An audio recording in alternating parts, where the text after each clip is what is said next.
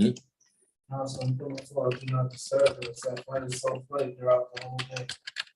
Nobody never bothers. So you really want to do something about something.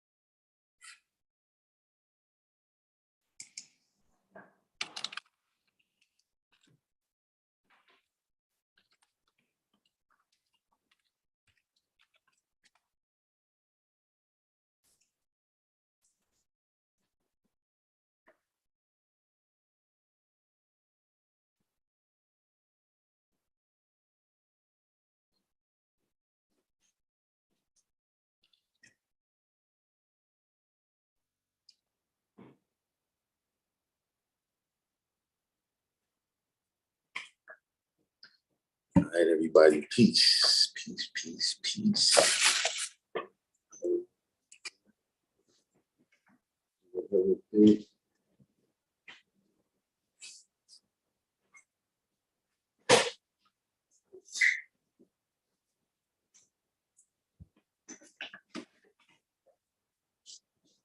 Eating all day out there.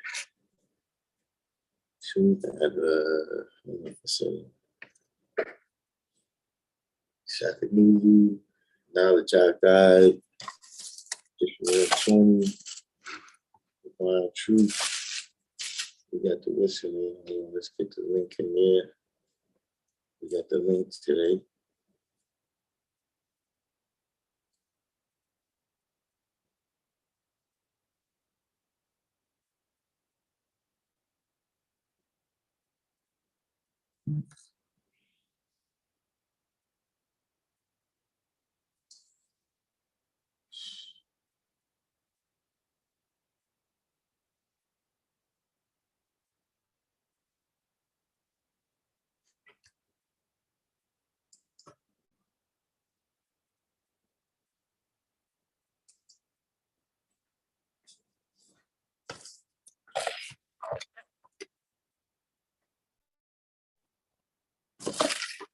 All right, so today we in here with said Jose, right? All right, so we from Jose. Well, New York. The west, the area towards Valentine. Around Fort Yeah, Kingsbridge, all that. No, it's around the Burnside area, 170 gate. All right. Crossing it to East Tremont, like you gotta leave on the Burnside or East Tremont. So. Yeah, I know you are. Black. Yeah. You used to have rallies in there one time. I remember that back in the days too, like as a kid, just and growing up as a teen, just being around those times. Mm. So how was you exposed to 5% in them time? I could just say throughout my life, it was like blips and blurs, but also knowing the history of just like within myself and trying to be more comfortable just with myself, like, you know, just knowing what's in me, you know, instead of just, I already know that I have restraint.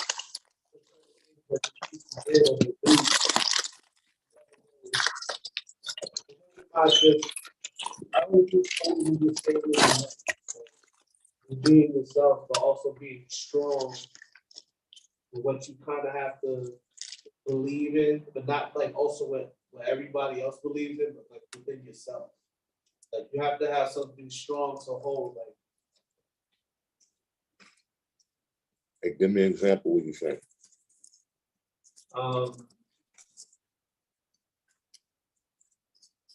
guess just when this came to integrity, learning how to just do the right thing, even though you might be called corny, you might just be, going against the odds, but just going by what other people always told me, I've always been the same, and I always just held it down for my, most part of just me. But some things I just say is just me just doing me, but the other things I just need, like, maybe just a little bit more guidance or just knowing myself. And then, hearing bits and pieces of what, the 5%ers and then what everybody, of their aspect of them telling me. And I'm not really, going to be with groups and all this stuff. But if I'm going to tell myself, seek knowledge of self, there's no other groundwork to just go out there and get it.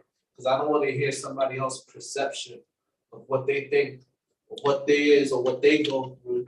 I have to go through my own doing and figure it out for my comprehension. That's what I would say. That's just my honest way of answering. All right, that's, kind of what you're dealing with, that makes you kind of attracted to the things we saying, right? But so far, the things we saying, what have you learned, or, what is it that makes you think like, okay, yeah, these brothers might have some of the keys that I need?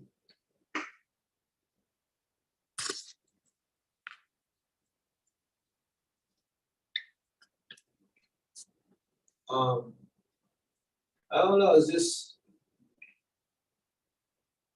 it's crazy because yesterday was kind of strong because I was in a situation where I was literally right here, kind of stuck, because I was literally locked myself out the car.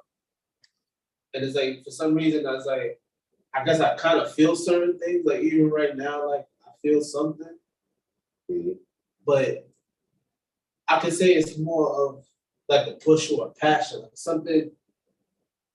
It's getting me a little bit excited, got my eyes watering for no reason, but like something is like, you right where you need to be at, but you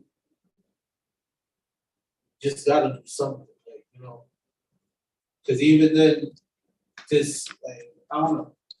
I don't want to, make it sound off, but certain things is just like my intuition always tells me like when something is gonna be good or bad. It's a gut feeling.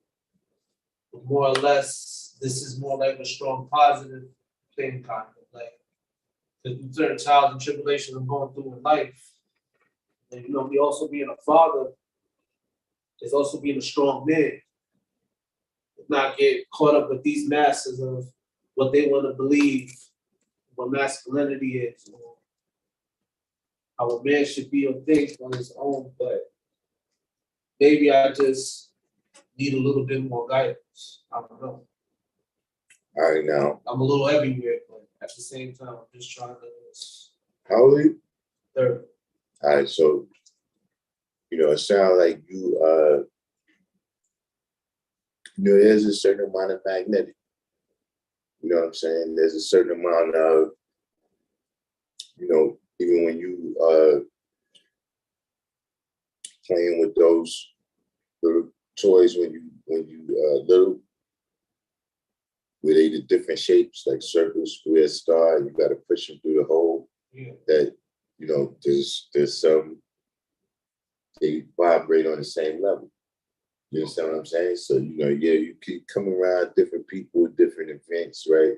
That's vibrating on the same level with you. You know what I'm saying? Like you might go somewhere and it's a whole bunch of people out there and everything is peace and everything. And you have a great time. You blend in, time flies by and everything, right? Because you vibrate on the same level.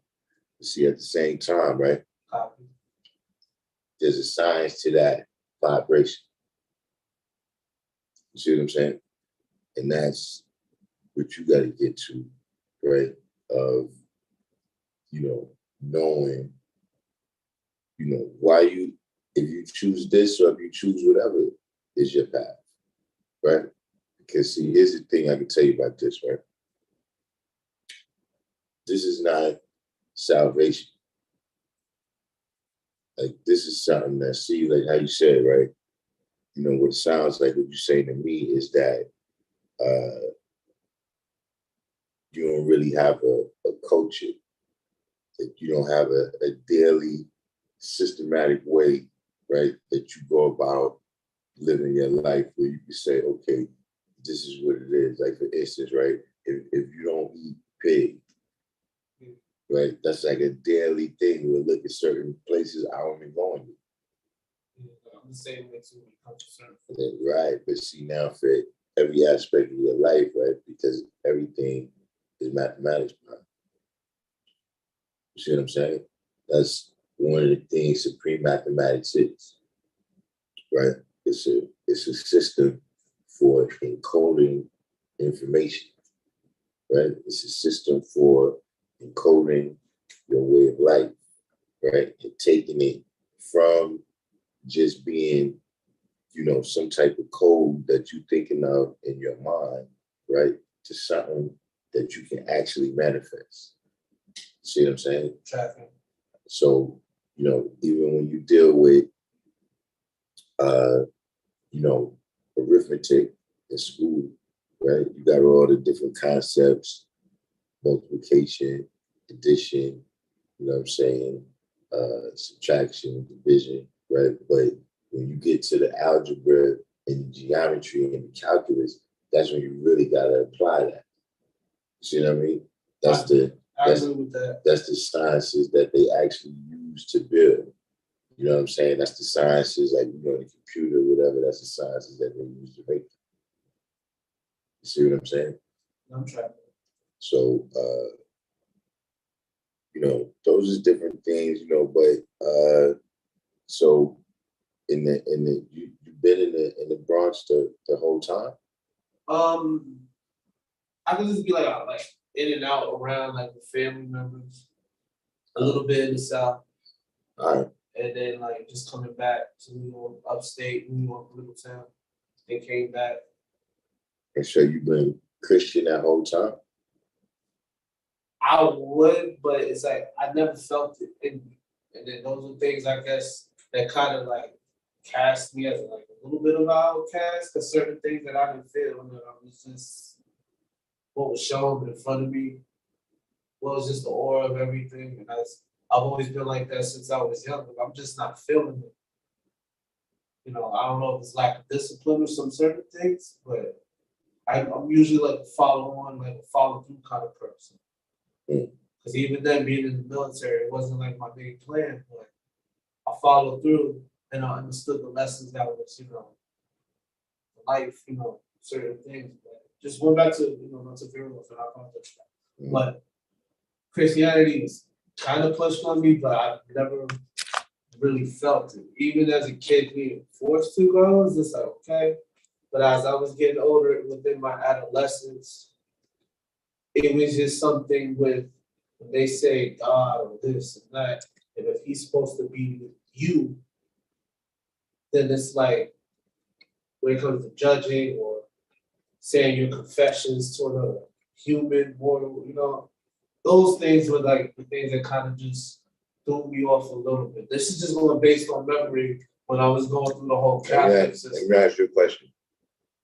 What's the power in your life? I don't know.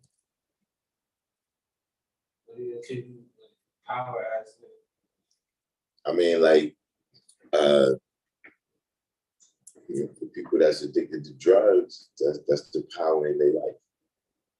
okay, you know what I'm saying? You know, that's they God, that's they heaven. You know what I'm saying? That's their motivation. You know, when they go out to make money, that's what they're going out to make money. Oh, my skill. Okay, if it goes like that, You like know, I would say my trade skills, like just knowledge. no, not just your trade skill, right? That's one of the ways that you express what the power is in your life. You see what I mean? But that's just one kind. Like, you know, other people, Christianity is the power in their life. You understand? Not Christianity, Jesus Christ.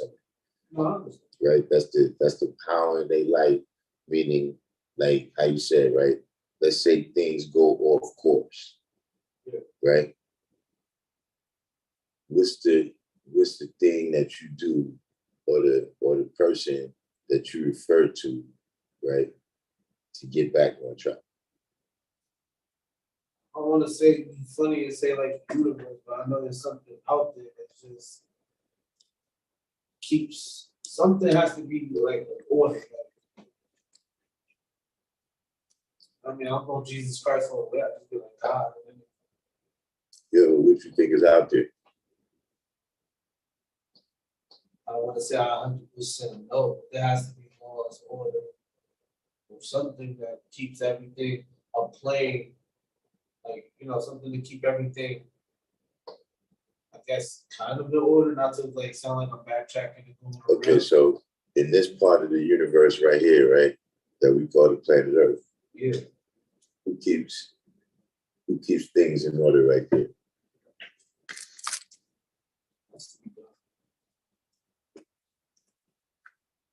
All right. I mean, well, I wouldn't say people, but God had to give them an order or something to go upon. Because I don't want to skew to Bible, Yeah. basic instructions and stuff like that. We can talk about the current events right now, right? Okay. If some outside force, right, is giving the order,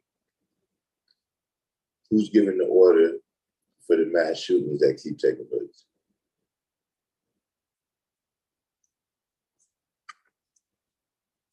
But sometimes I go deep like that, and I just be like certain things is planned or scheduled. Like certain things just run me off the wrong way, but then it's like at the same time, what if I just don't know? I just like some things could just happen just because, but to me, certain things is be like, wait, hold on. Like even then, like when it comes to certain things, I realize, wow, all these mass, like let's say deaths that are happening while the children being attacked, certain things. Right. Like there has to be a plan or an order or something that's initiating that attack. But that's just like I would say on a military mind scale, like there has to be something that's initiated to skew somewhere off of everything. Okay. Or for something. What you think is causing that to happen? I mean, it's a new day and age, man. I guess people are getting a little bit too opinionated. But as in for those that are getting a little bit too opinionated. Now you see what you just did right there, right? You just shifted from saying that there's some power out there to saying it's something about people. Now look, what I'm saying is anything's possible. We right here. Like you know how when you like if me and you sitting in here, right? Yeah. And we hear noise outside. And then I ask you, who was that sound? You don't know, you in here right here with me. Yeah, I mean, yeah, I would just be like, yeah, I want to know. You don't know, you just like, I don't know. So what I'm saying is, look, me and you right here, we in this time, we in this place, right? Yes, sir. But what we can say, right, is that in all this time, no one has ever, come out of the womb, right? Yeah. Or come back from the grave and told us about this person that can control all of this stuff from the outside. Right. It's never occurred so far, right? No, you're right. But what we have seen is what you just described, that something happens with people in their mindset, right, that caused them to behave erratically or to behave righteously. That was just one example of the behavior of the people. But I use that as an example, right? When you say that there's some kind of power out there, right? Is another thing, right? In the universe, right? you know, like, let's say there is a power out there, right? What would that power consist of?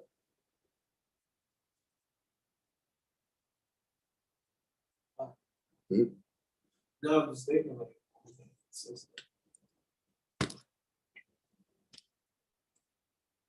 it'd be something that sure something we can comprehend. I'm not like, trying to get that deep with it.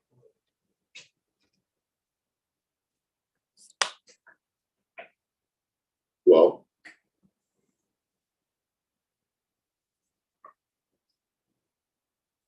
it's important for Because I'm just being straight up. I don't like. That's a strong question. Like, probably might have a weak answer for that. it's important for the questions that you have, right? Yeah. Because now, like you said,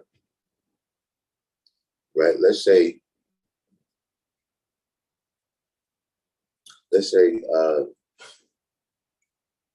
you know, whatever is the situation, right? You need to accomplish some goal, right?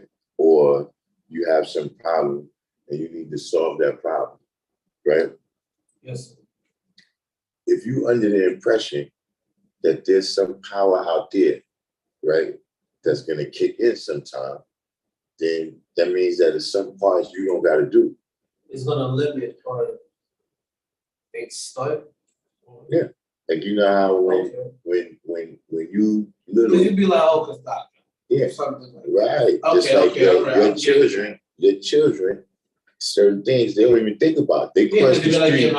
They cross the street without. I see little kids like they be by themselves and they look, but when they with their parents, they don't even look because they expect you to look. Yeah, right. Okay. You see what I'm saying? Okay. So now, if you start using this concept, right, of this power being out there as a kind of security blanket, right, then you limit what you can do, right? Okay. You see what I'm saying? Just like you limit, you know, how many, you know, how many solutions you can come up with. You know what I'm saying? It's positive and negative, and see. It's scary because sometimes I do things like that. That's but at then the I feel root. like I think I'm doing too much. That's at the root of the 5%, right? And us teaching that the Black man is God, right, is the teaching from Elijah Muhammad and the reality, right, that this mystery God has never been revealed. You know, he's never actually been found. And the only activity we can confirm from him, right, was actually done by people that was supposed to be doing it in his name. You understand what I'm saying? I understand. So, you know, this is why we teach that the Black man is God and the Black woman is the earth, and that we're the sole controllers of our destiny. You understand what I'm saying? And, you know, we do understand that there is a mathematical order to the universe, right? Like there was a day when I came onto this physical plane, right? And before that time, law and order existed, right? And when I'm not on this physical plane no more, law and order will continue to exist. Now that law and order, right? We call that supreme mathematics and supreme alphabet. You understand what I'm saying? Right. And as we proceed to use that, right, to you know, deal with, first of all, basics of survival, right, but then to thrive and elevate, right? As we use the supreme mathematics and the supreme alphabet, the law and order to do that, right? That's what we call our culture. You see what I'm saying? People that that's what their culture is. Their culture is the way how they survive, right, in their environment. And, you know, it's a machine to transmit knowledge over time and space. You see what I'm saying? So people from, they could be Samoans from wherever, yes, I mean, their history, they culture and everything, the foods that they eat it for hundreds or thousands of years or whatever the time is, right? And those recipes and everything transfer down through the culture. You understand what I'm saying? So, I don't know if that clarifies any of the questions you had, but, in terms of you coming here, you must have had some questions or some things that you wanted to build on, right? What questions do you have? The whole understanding of the things just have to be steps, but also is real practice to go out there. As soon as I get out of here, just knowledge of self. I hear that so much in different terms or whatever, but then it's just like I hear it thrown around, but like let's say if I'm with a group of friends, sometimes we talk about all this deep stuff or whatever. Sometimes I like, for some reason I take education very serious to a point like I don't want to kind of just think I know something. I actually want to be learned and taught and then go through the practice one of its own kind of thing. Like, like where I remember when certain things that like just basic conversations I have with my friends and they'd be like, that's deep. But I'd be like, is it really deep or is just certain things is just there? We just happen to pick up as we go. Like even when it just comes to this knowledge of self, that's just my basic thing. Like, so you gotta be at your level. Meaning I believe in that, yeah. You can't just dive into the Marianas Trench. Yeah. You know what I'm saying? Your first time swimming. Yeah. You got to swim on this side of the rope.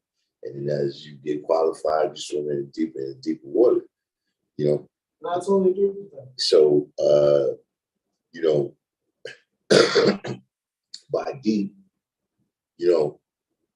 I'm thinking that what you're saying is it makes you think, you know what I'm saying? And, makes you be introspective. Maybe from there, y'all go and do some research. See? If you gotta physically. No, I'm just telling you something you gotta learn. This is first thing as a 5%, right? Is that knowledge is infinite. See what I'm saying? So, but it starts from one. So whatever is those conversations that y'all having, if y'all growing from those conversations, then that's the peak of what y'all dealing with at that time. There's nothing wrong with that. You understand what I'm saying? See, that's the thing about what you were saying in terms of having a culture that, a way that you really doing things and knowing who you are and how you're doing them. You understand what I'm saying? Yeah. That supersedes just having knowledge. See, you can have knowledge, right? But see, your culture is all fucked up, right? So you got all this knowledge, but the people around you, right? They might be suffering because you have knowledge, because you're using that knowledge in some way to take advantage of it. And that's like sometimes I try not to. Exactly. I try to stay on the plane on certain things, but I'll be like, no, just. But then at the same time, I try not to insult the intelligence. Like I just tell them if you want full clarity, it's like. But I'm not. I just get like I kind of stay in my lane of if I'm not a teacher. Yeah, but look, that's stuff you got to learn how to do, right? You got to learn how to deal with people. Yeah. You understand? That's equality. And that's one of my things is dealing with people. Yeah, that's equality. What is your exchange with people?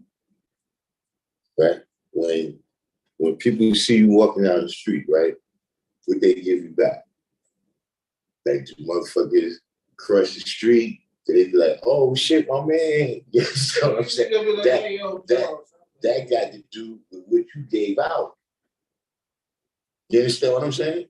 Okay. The way people respond to you, that's equality. You understand what I'm saying? So how you deal with the people, right? And whether you able to see it's look, you gotta look at it like this when you teach, right? You ain't, I can't put the knowledge in your head, right? What I can do is shine the light on some things what I know about, right? And then you can see it clearly, right? And then if you want to absorb it, you absorb it. You know what I mean? But if you go around trying to put stuff in people's heads, they ain't gonna like it. Exactly. That's why I get that. And I see it from the other side as well too. I mean, that's it. That's one of the skills you have to learn as you understand what I'm saying? You got to know how to let people know they don't know what they're talking about without making them feel stupid.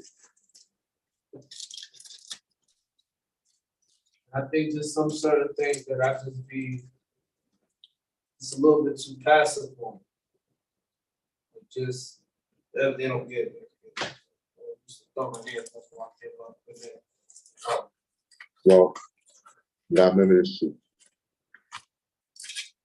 Because I never wanted to be like, I wouldn't say like, okay, I'm 100% like my essence would be like with righteousness and just do right to others, you know, do right for others. See, look, here's the thing.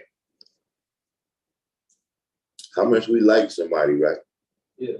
And how much we love them. Yeah. Has no function. It has nothing to do with their ability to be saved. I totally agree with that.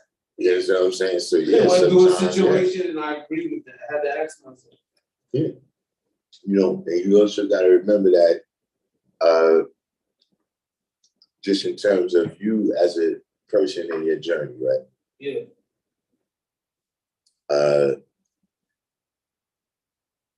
There's some things, right? To see that, look, I told you, well, I teach us that the black man's God, right? So, there's some things that you got to do. People got to see you do that. See, because right now they don't think they God. But see, if you show them that a black man is God, right? That your word is bond, right? And that you stand perpendicular, right? Then they'll be able to grasp it then. You understand what I'm saying? But it's like with anything, right? If you say right now you want to build a building right here, some people look at that and just see a lot with weeds. They don't see the mansion that you see, right? But then after you clear the shit out, now some people gonna see right then, like, oh shit, yo, you got this thing going, man.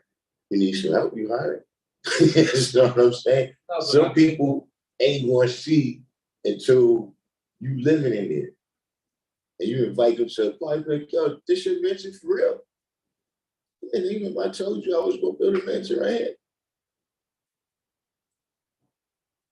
So it's the same thing with what you're saying. As people see, right, you adding on things to your life that's positive and righteous, and they see you taking things away from your life that's negative, right? Yeah. And they start seeing the impact of what that's happening.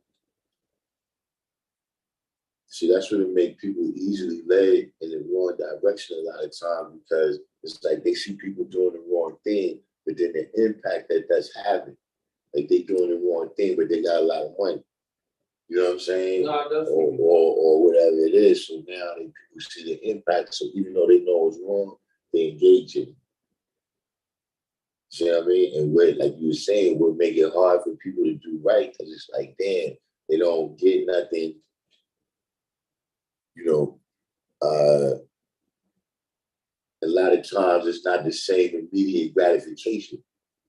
You see what I'm saying? When you're doing something, it's not, when you're doing something that's right, it's not always the status symbol that it is when you're doing something that's wrong. And there's people like that it's not that they don't want to do the right thing, but they just feel like it's not cool and shit. Like they don't want to go to the store and shit and see they people be like, oh, shit, what's up? I ain't see you and shit. Oh, what you doing? Yeah, I'm working and shit. You know what I'm saying? Work for sanitation and shit. You know, regardless of the fact that these motherfuckers in the long run, right, is going to make multiple, maybe 100 times what the average motherfucker, whatever you're doing out there in the street, you just be shining fucking shoes or something. You understand what I'm saying? You know, but it seems cool to doing the other shit.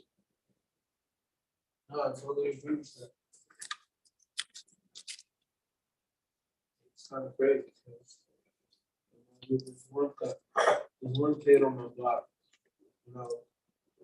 It's kind of crazy because like, for me to teach him something, he kind of taught me a lesson right back. And I was just telling him like, but not actually teaching him, just yo, if you love doing what you do, just do it. Like, you know, put your heart and love to it. He just like, I sell wood. Like, you know, going through his masters, doing all this, and then he says he sells water. So like kind of brought me back a little bit. Like, I don't know what that lesson was in, but just you explaining that to me just kind of just brought me back to like maybe kind of a similar situation I've been through when you guys still went. But I mean, if that's what you're trying to do, you know, but I mean, not to be you gotta remember when if you're gonna go out there and be teaching, right, you gotta have something you're teaching. Like you can't just be freestyling because then I get that. How do people want to catch on? Yeah, like I hate bullshit. Yeah, you need some type of syllabus, right? Because first of all, in order to be dealing with teaching, right, there's got to be some repetition in it. Yeah. You see what I'm saying? So like in the Supreme, in the 5%, right? We got today's degree. You know, where we deal with that every day. You know, that's repetition. A cycle throughout the month and then multiple times throughout the day. Depending on who we're talking to, we constantly dealing with that repetition. You know, especially when you're dealing with young people, in order for that to really be drilled into them. I can see that. So that's why, right, in our degrees, right, in our supreme alphabet, right, we got a degree that says self is saving. You know, save yourself. Meaning you got to have the knowledge before you try to teach other people. No, I definitely agree with that. You see what I mean? So yeah, once you got what you're doing, once you got the application of what you're doing, right, down to the system, then you could go out there and tell people. Because say certain things where I guess that I'm kind of good with kids, like I have a level of some, like, you know, this is just by like just going through the whole life process and shit. Like people like I'm a good teacher, but then I said what makes me a good teacher, like, and then it's just like those are things that get me a little bit confused. Like that's all. Like sometimes I feel like I'm everywhere, but there's like I know where I'm at, and then I don't. Like I don't know. Like not to sound like I don't know. Like I just don't. All right, look. Certain things when people just say or do. Let's say within myself. Let's say we stripped away, right, all of your, I guess what you would call, right, all of your worldly titles. Right? Like let's say you won an NBA championship, right? Yeah. You an NBA champion. But you're not talking about worldly titles, right? Like see right now, like you said, you're a father, you're a son, you're all these different things. So you strip all of that away, right? Who are you?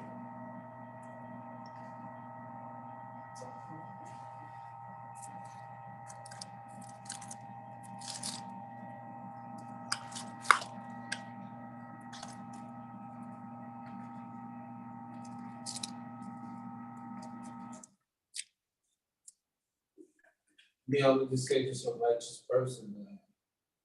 But there's just more. It has to be more to it. I mean, that's if that's your answer, that's your answer. But I'm just saying, I mean, that's the question that you got. That's where you got to start building from. Like if you're saying that there's certain times that you get confused in whatever you're doing. That's why I say, what is the power? You see what I'm saying? Like if I get in a situation, right, where I'm confused, the first thing is going to kick into my brain. One is not. Let me back up and check out what's going on. Rather it's, literally me actually backing up and looking at around in my surroundings, right? Or rather it's just, okay, let me be silent and just look and listen. Because that's, that was drilled into me as a child. You see what I'm saying? I get that. And So, I like that too. Yeah, so that law and order, that's supreme mathematics, right? That's in me activating that, right? That's my power.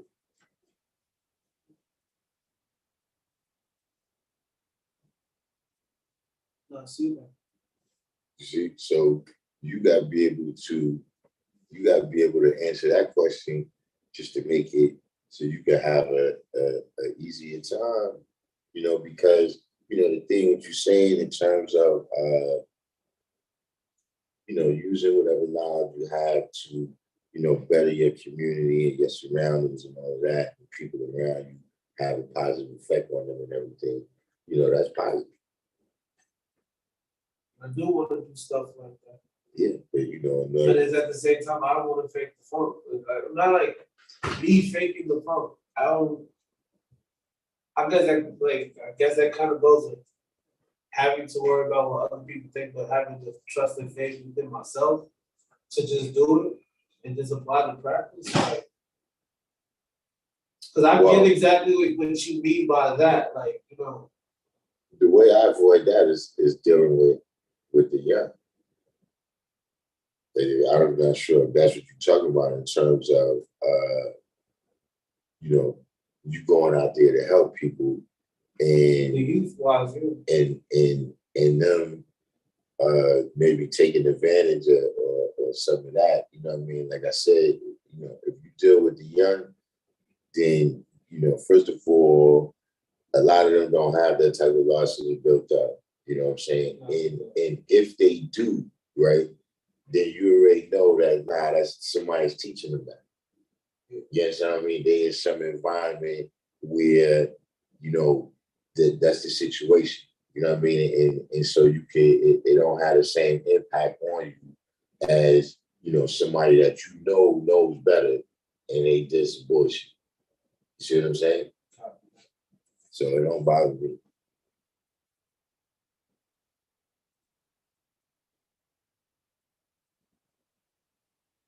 That's it. You have any other questions?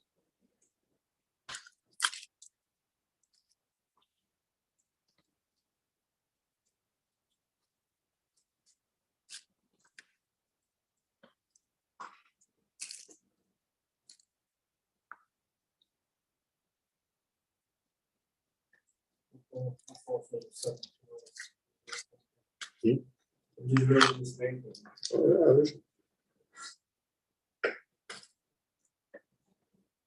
Because I know not all of you can do all that shit. Huh? I don't think everything could be on my end fixed in one day, but it'll be a better understanding, for me to step back outside and learn a little bit more than what I came in with. I see that. Yeah, but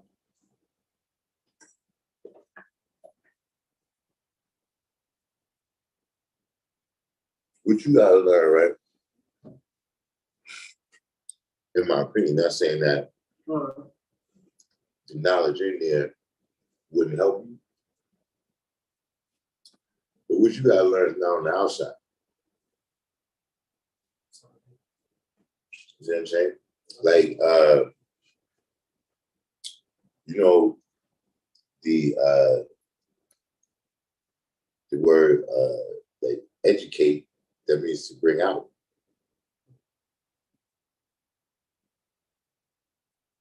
You see what I'm saying? You know, it's like, for instance, little kids, right? They get introduced to all different types of things, right? Yes, sir. But then they get introduced to something. It could be anything. It could be being a train conductor. It could be being a fireman. Whatever it is, there's something in them that brings out of them. You understand what I'm saying? Yeah. So see, right now, all the different stuff I'm telling you, right, it's going to bring something out of you, right? That's, like I said, I can't really put the knowledge in your head. But I'm telling you that, okay, now you got all the signs, right? You know, I ain't saying you got all the signs, but I'm saying you're a grown person. You know, you've had different experiences. Like you said, you know, you've been around these people, you've been around those people, you know, tried this, tried that, been in the military, all these different things, right? Yeah. Okay, there's got to be something that is accumulated, you know, all that different knowledge, all the different experiences, right? Now you got to bring that out. You see what I'm saying? Like you said, all those different books, all those different things. So that's why you came here, right?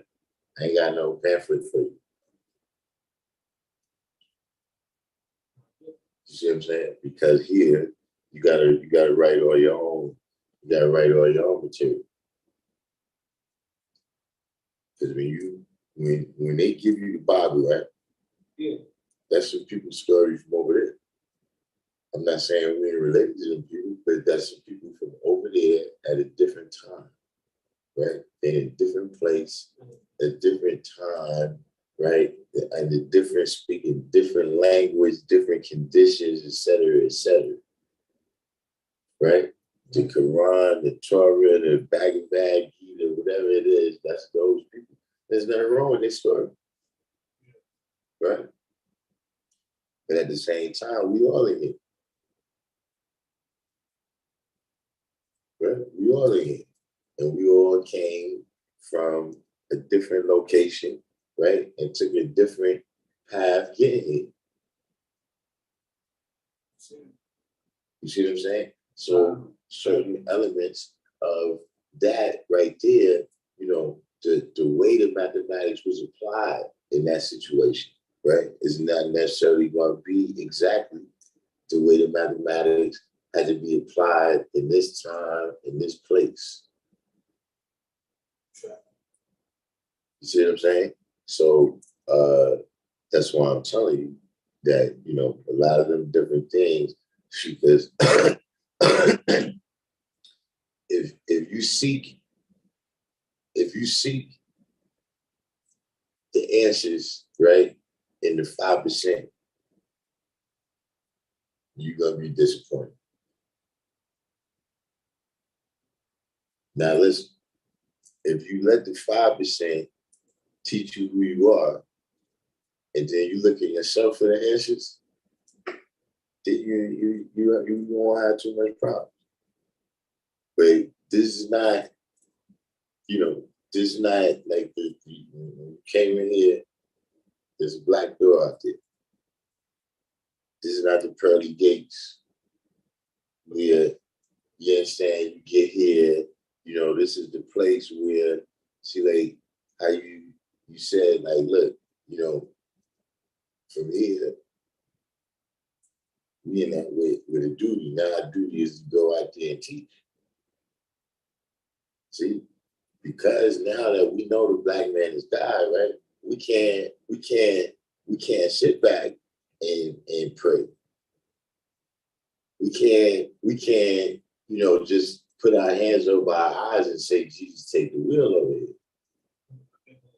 You understand what I'm saying? See, other places, that's how it is. When you accept who they telling you is God is a true and living, right? Then you can let that person take the wheel. But see, over here, you better keep your hands on the wheel and your eyes on the road.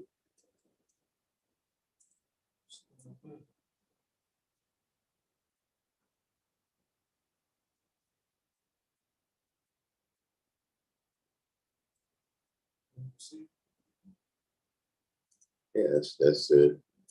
You know, over here, see, that's what we teach. Like I said, we need to have knowledge and wisdom of all these different things because this is our surroundings, this is our environment, right? How we gonna behave and activate in an accurate manner if we don't have the right knowledge and wisdom? You understand what I'm saying? So that's why, yeah, you see us, knowing everything from the measurement of the desert on the planet to how high Mount Everest is.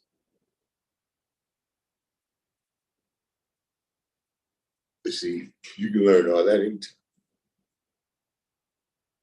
First, you gotta know who you are.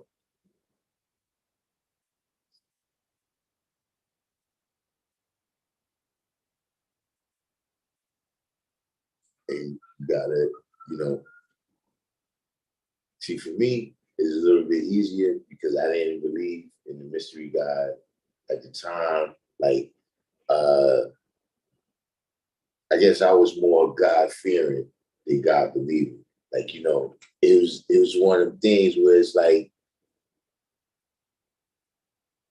everybody think he exists. So I'm not sure I want to be the oddball out, right? But see, I don't have no other information on what's going on at that time. See, once I started getting the information, like, oh, word, that's what happened. See, it was easy for me to just to pick up. I mean, not necessarily pick up with it, but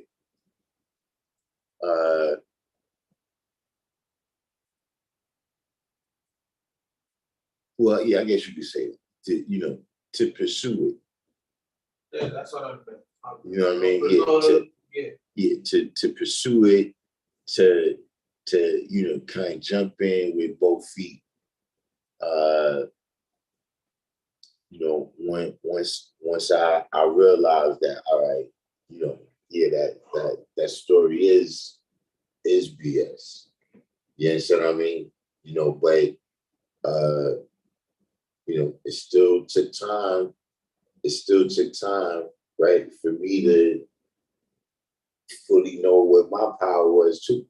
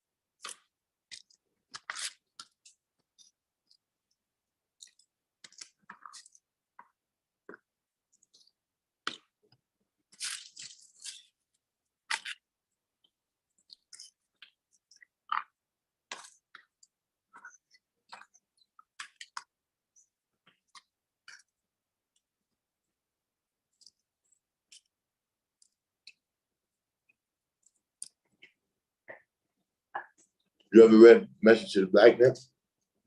No. Try it out.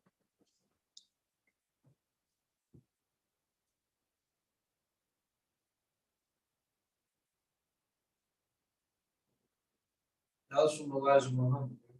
Yeah.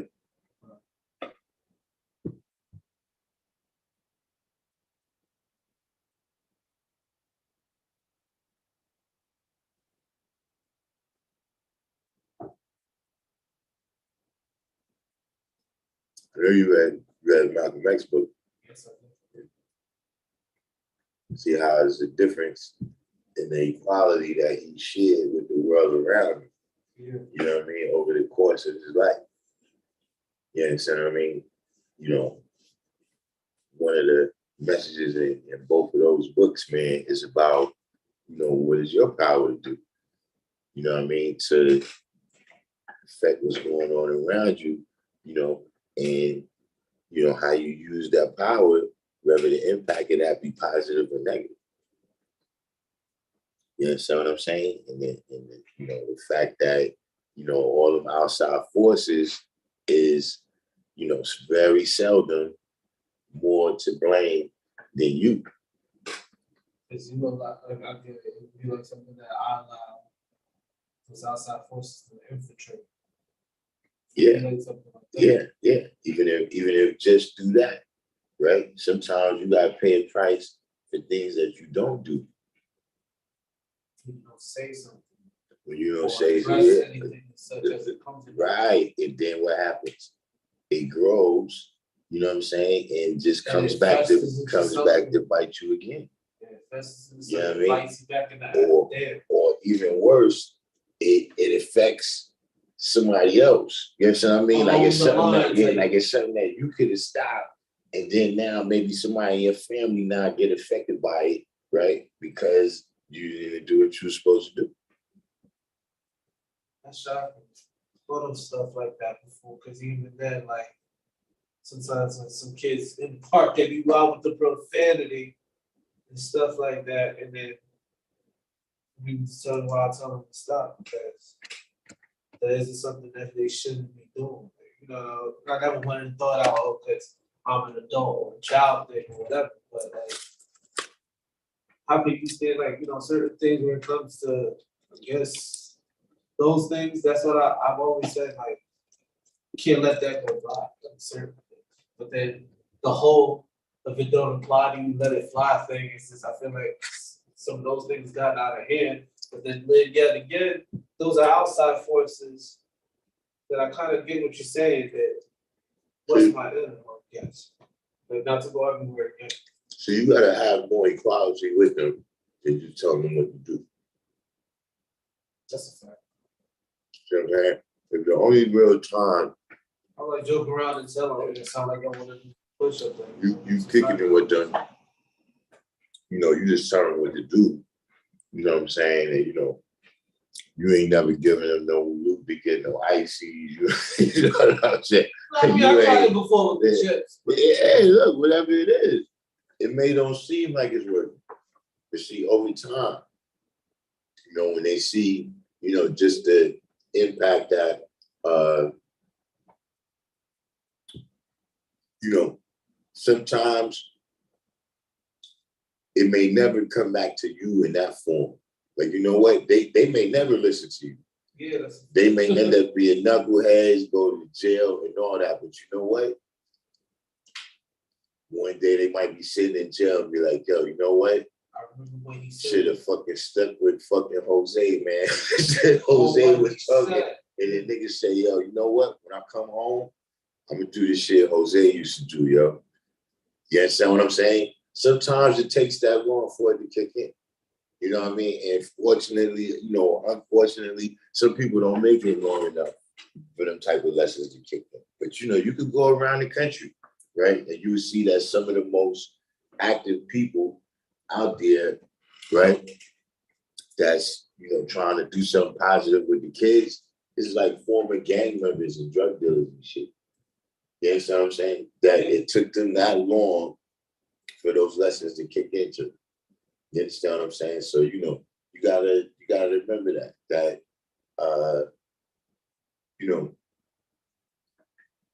it takes just like physically, somebody is standing across the street, it takes a longer time for what I'm saying to reach them.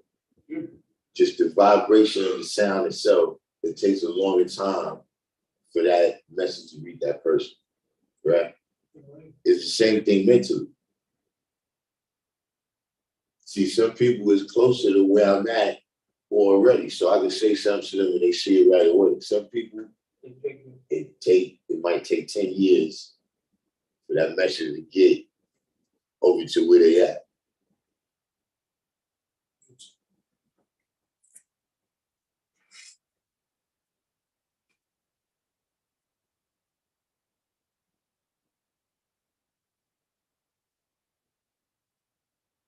Other than that, we got let's see what Supreme Ray actually he hit me up earlier today. Something about Peace, God. Chance to watch the what's your name? Oh, okay. Building. Yeah. What was the science with that? With? Well, he went into a police station, Long Island, and hostilely confronted the police about the shooting that happened in Akron, Ohio. And some of his verbiage was he was Jesus Christ and all this other stuff. You gotta take it. It was bizarre to say the least. Yeah, I gotta check that out. But I've been acknowledging the God on Facebook, and one time I did say something like some of his posts are abstractly Christian sounding. And my thing is, even if that's not what you mean, we always try to come clear so people can understand who we are.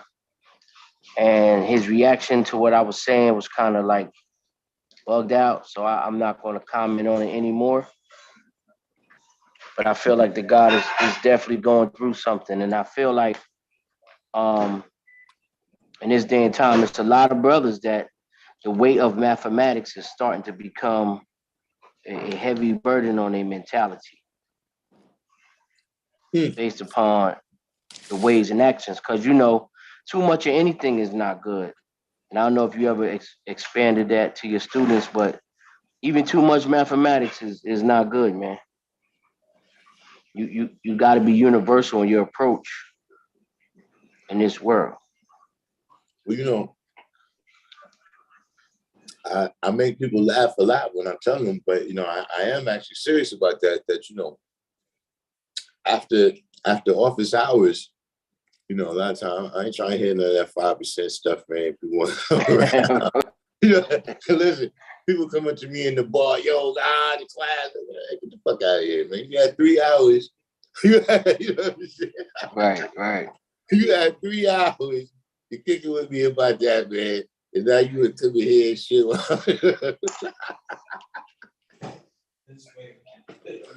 Right. I mean, kind of on the same, kind of on the subject. No, it's a double jump. I'm beating my son at checkers at the same time. I'm about to be stopped. I'm about to stop doing that. You had the double jump right here, God. Look, 1, 2. Put that back. Get the double jump, God. You're not drawing. Hold on, pardon me, Darkim. You're not drawing it up. Lead is here. Look. So, I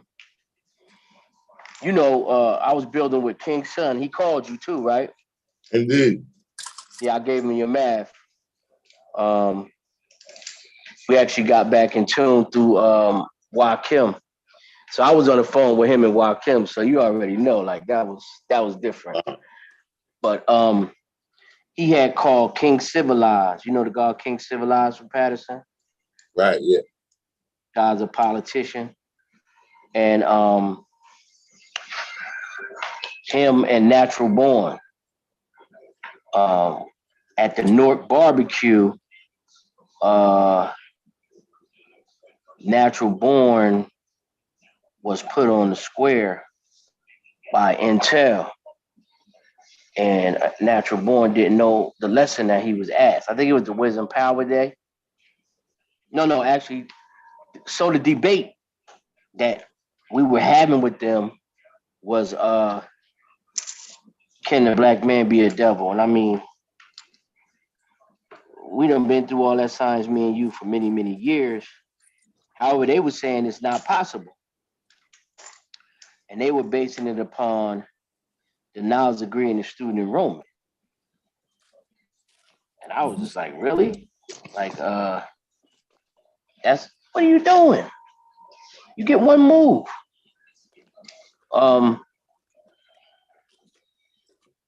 So it was bizarre at this level of knowledge that we at to be still having that kind of argument. You feel me? Mm-hmm. And I was telling them like all the brothers that I grew up with, Umar, Dumar, Freedom, none of them taught that.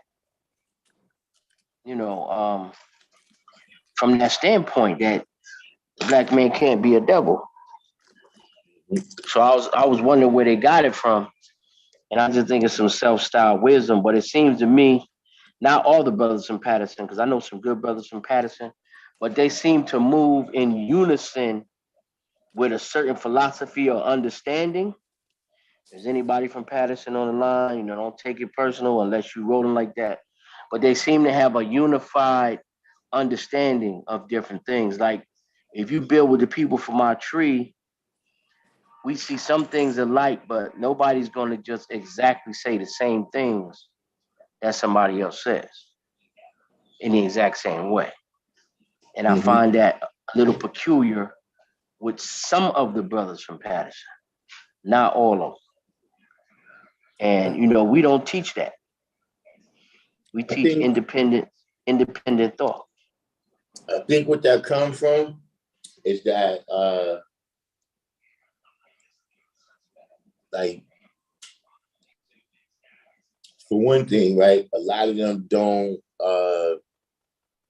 like they don't know a lot of people. So a lot of times it's on the Wait word a minute. What? Explain that. What do you mean they don't know a lot of? like they don't know a lot of people. Like see how you say, yo, all the different brothers that I grew up with, right? They don't know that many people like that. You see what I'm saying? So they might just hear that, yo, somebody came back to the area and said, yo, Dumar was at the rally and he said this. And so now everybody out there is going on the strength for that. You know what I mean? As opposed to out here, it's like you can kind of tell the people who be around French, you can tell the people that be around Shaheen, you can tell people. Oh yeah. You can tell that, yo, we all like we like you said, we all come from the same root, but no two people is exactly the same. Right. And I think you know what it also shows is the diversity. Like King Son don't remember me physically, right?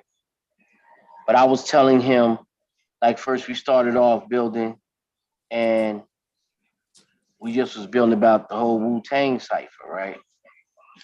Mm-hmm. So then, you know, we got that in common. Then we started building about brothers in Patterson. So we have that in common. Then we started building about love of law. We have a lot of brothers in common there.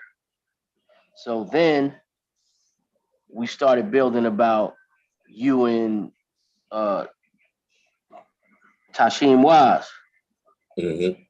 So it was just like everybody that we was building around, even though he didn't recall how I looked or whatever, he knows that I know people. Then I started connecting him with different individuals. Then we built about Shabar and actually connected him with Shabar. Then I connected him with Knowledge Born, who used to be with him, real short brother. But he's my real estate partner in Atlanta. So, you know, it just kind of went full circle. And when you say what you said, like I could rattle off brothers, and I'm gonna tell you what happened for those that's young. This is how I got to know a lot of brothers. I would come to the parliament in January, right? You got to move, son. I came to the parliament in January, right? And in February, I would go visit that individual that I meet and drew up some camaraderie with. So that could be Long Island, Bronx, Queens, Westchester County. You know, then I started traveling in the music business. And I started meeting brothers in South Carolina, North Carolina, Virginia, Maryland, and also teaching at the same time. you recall, I know a story that you always tell. You ain't know where I was from because of Yeah, the man, I various did. people that you see me with. Yeah. And that's how you should prescribe to be as universal as you can, for y'all younger brothers that's listening.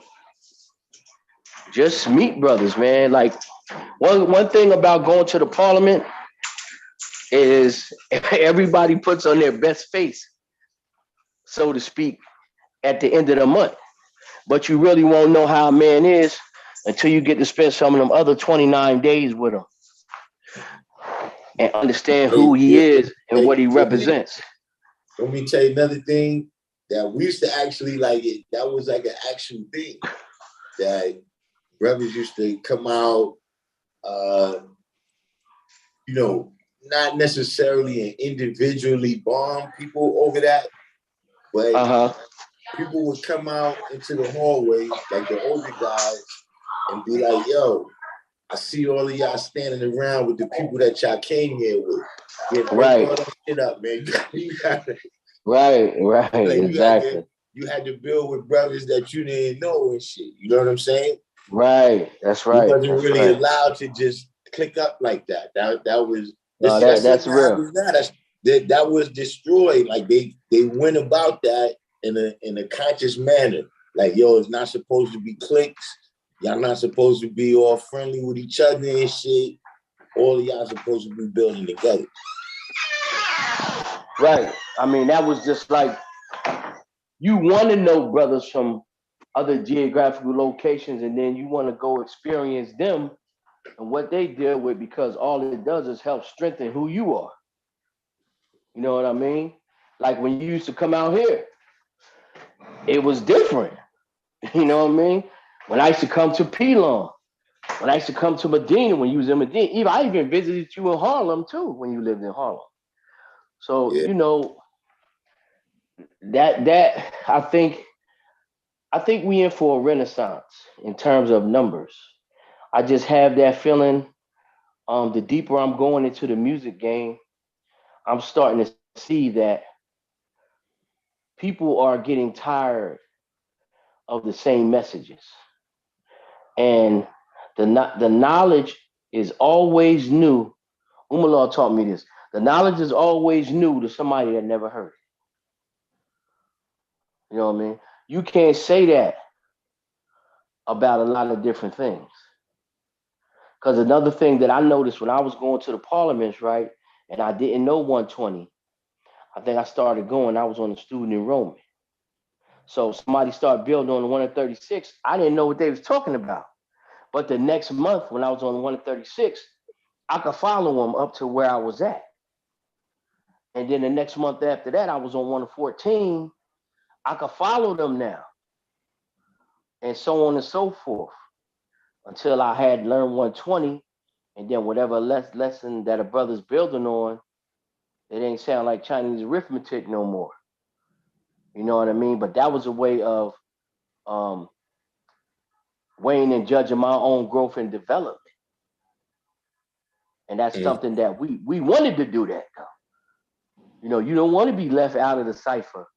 Because a lot of times, you remember when we was young, we just standing like, if the cipher, all right, it's the person building in the middle, then it's one ring around him, then it's a ring around them, then it's a ring around them.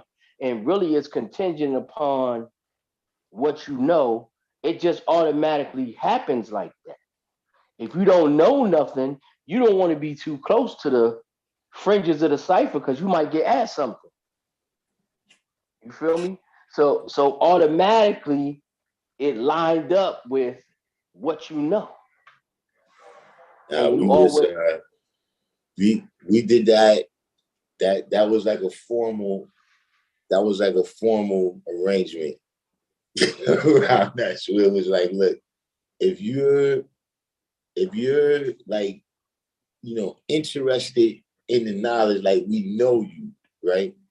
You can stand right outside the cipher and don't say nothing. But you like an 85 though, you speaking on though, right? Right. But you that's interested, different. you interested in the knowledge.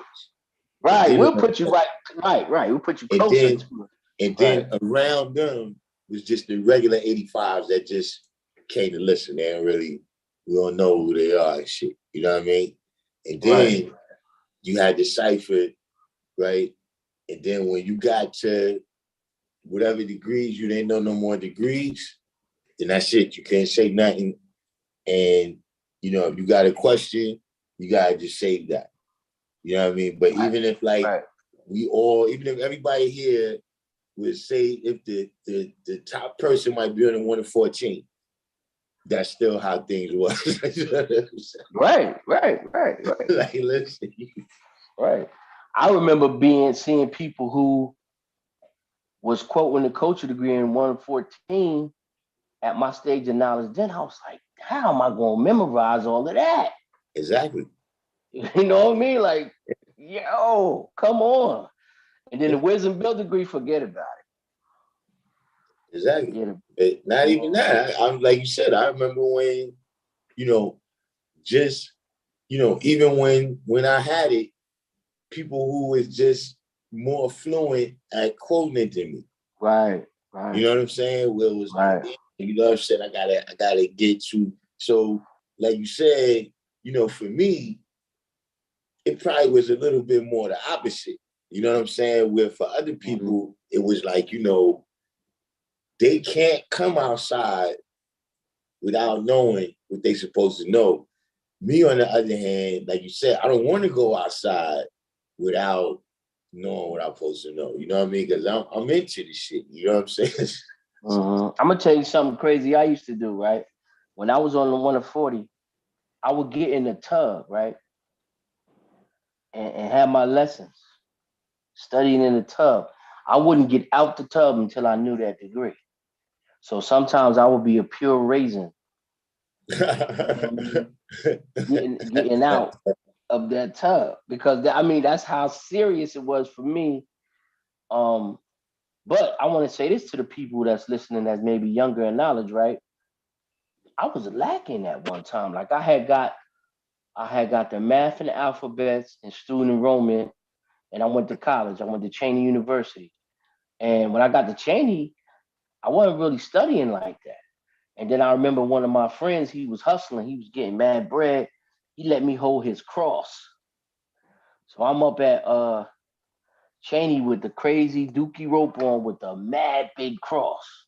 So I remember this brother from Plainfield. I don't remember his name.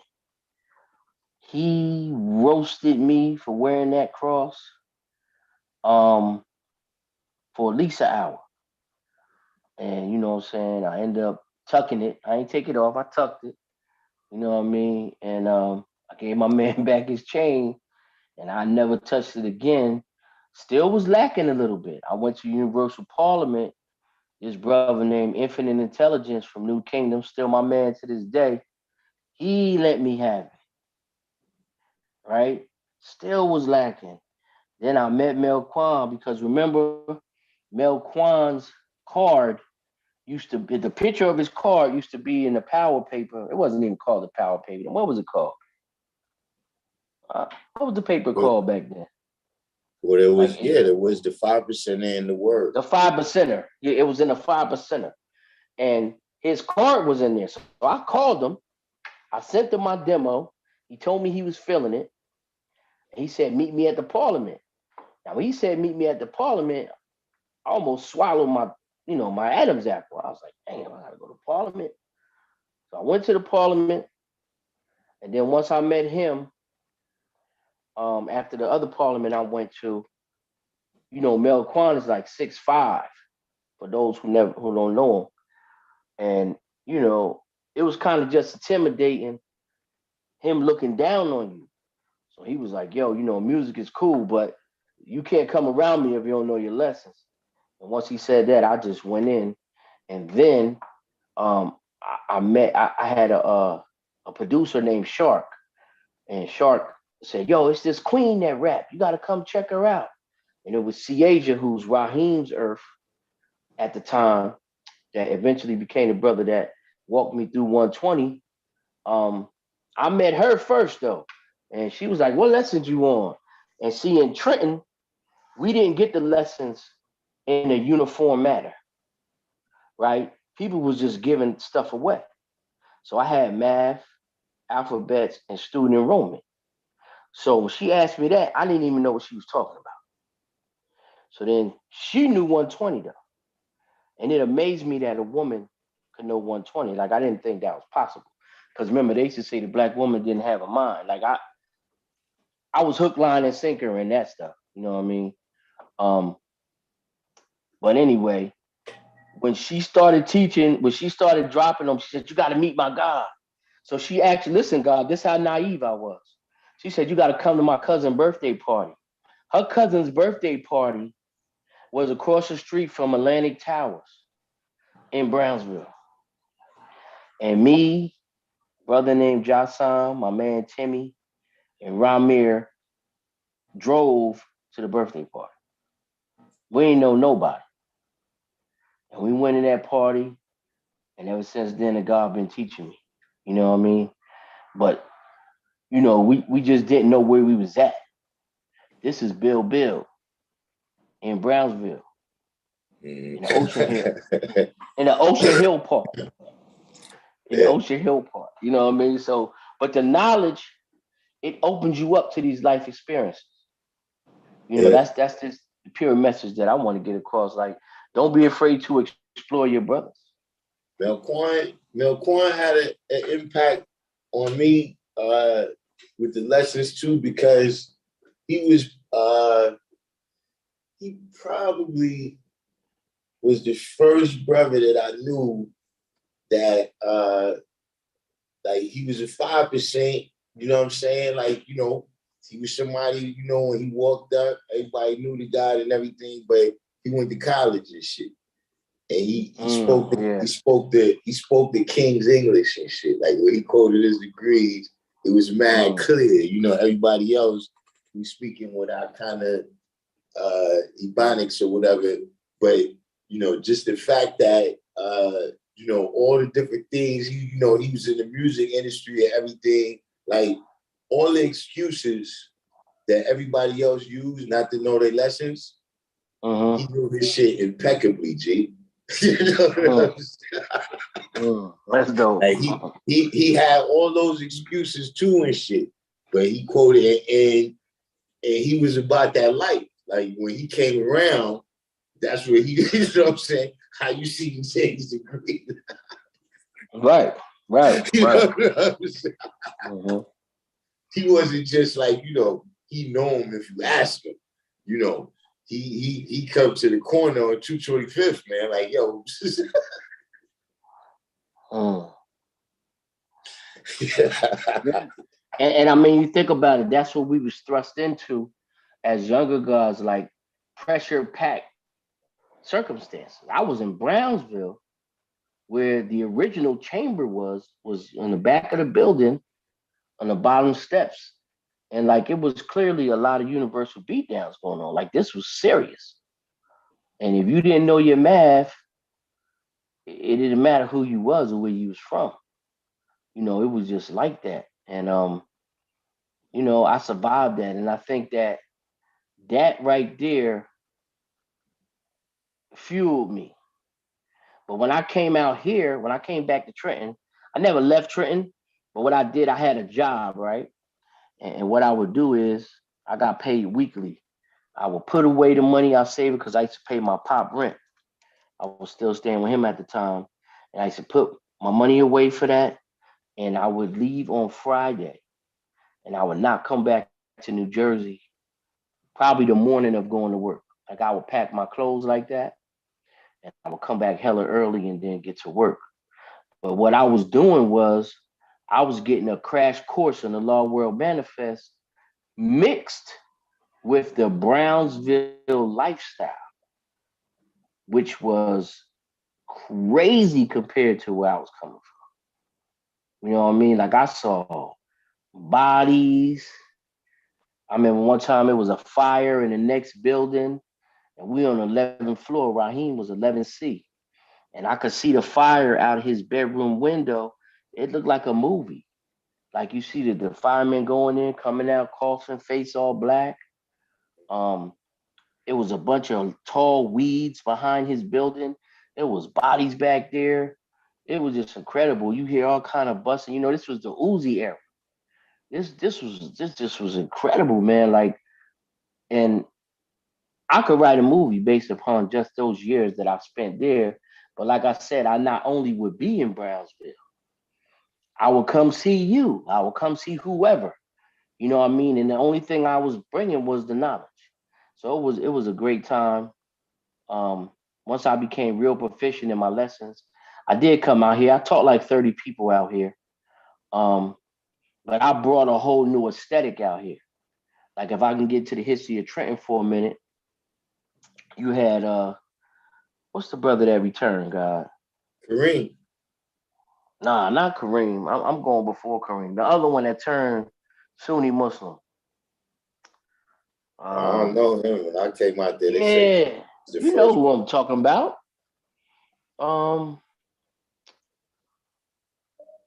only person I Ibika, know. Ibika. Oh, you talking about in out here? I thought you talking about in Trenton. No, I'm talking about in Trenton. No, Ibika was a Ibika here too, and he Oh had the yeah. knowledge. Yeah, he stayed at a law school. He lived there.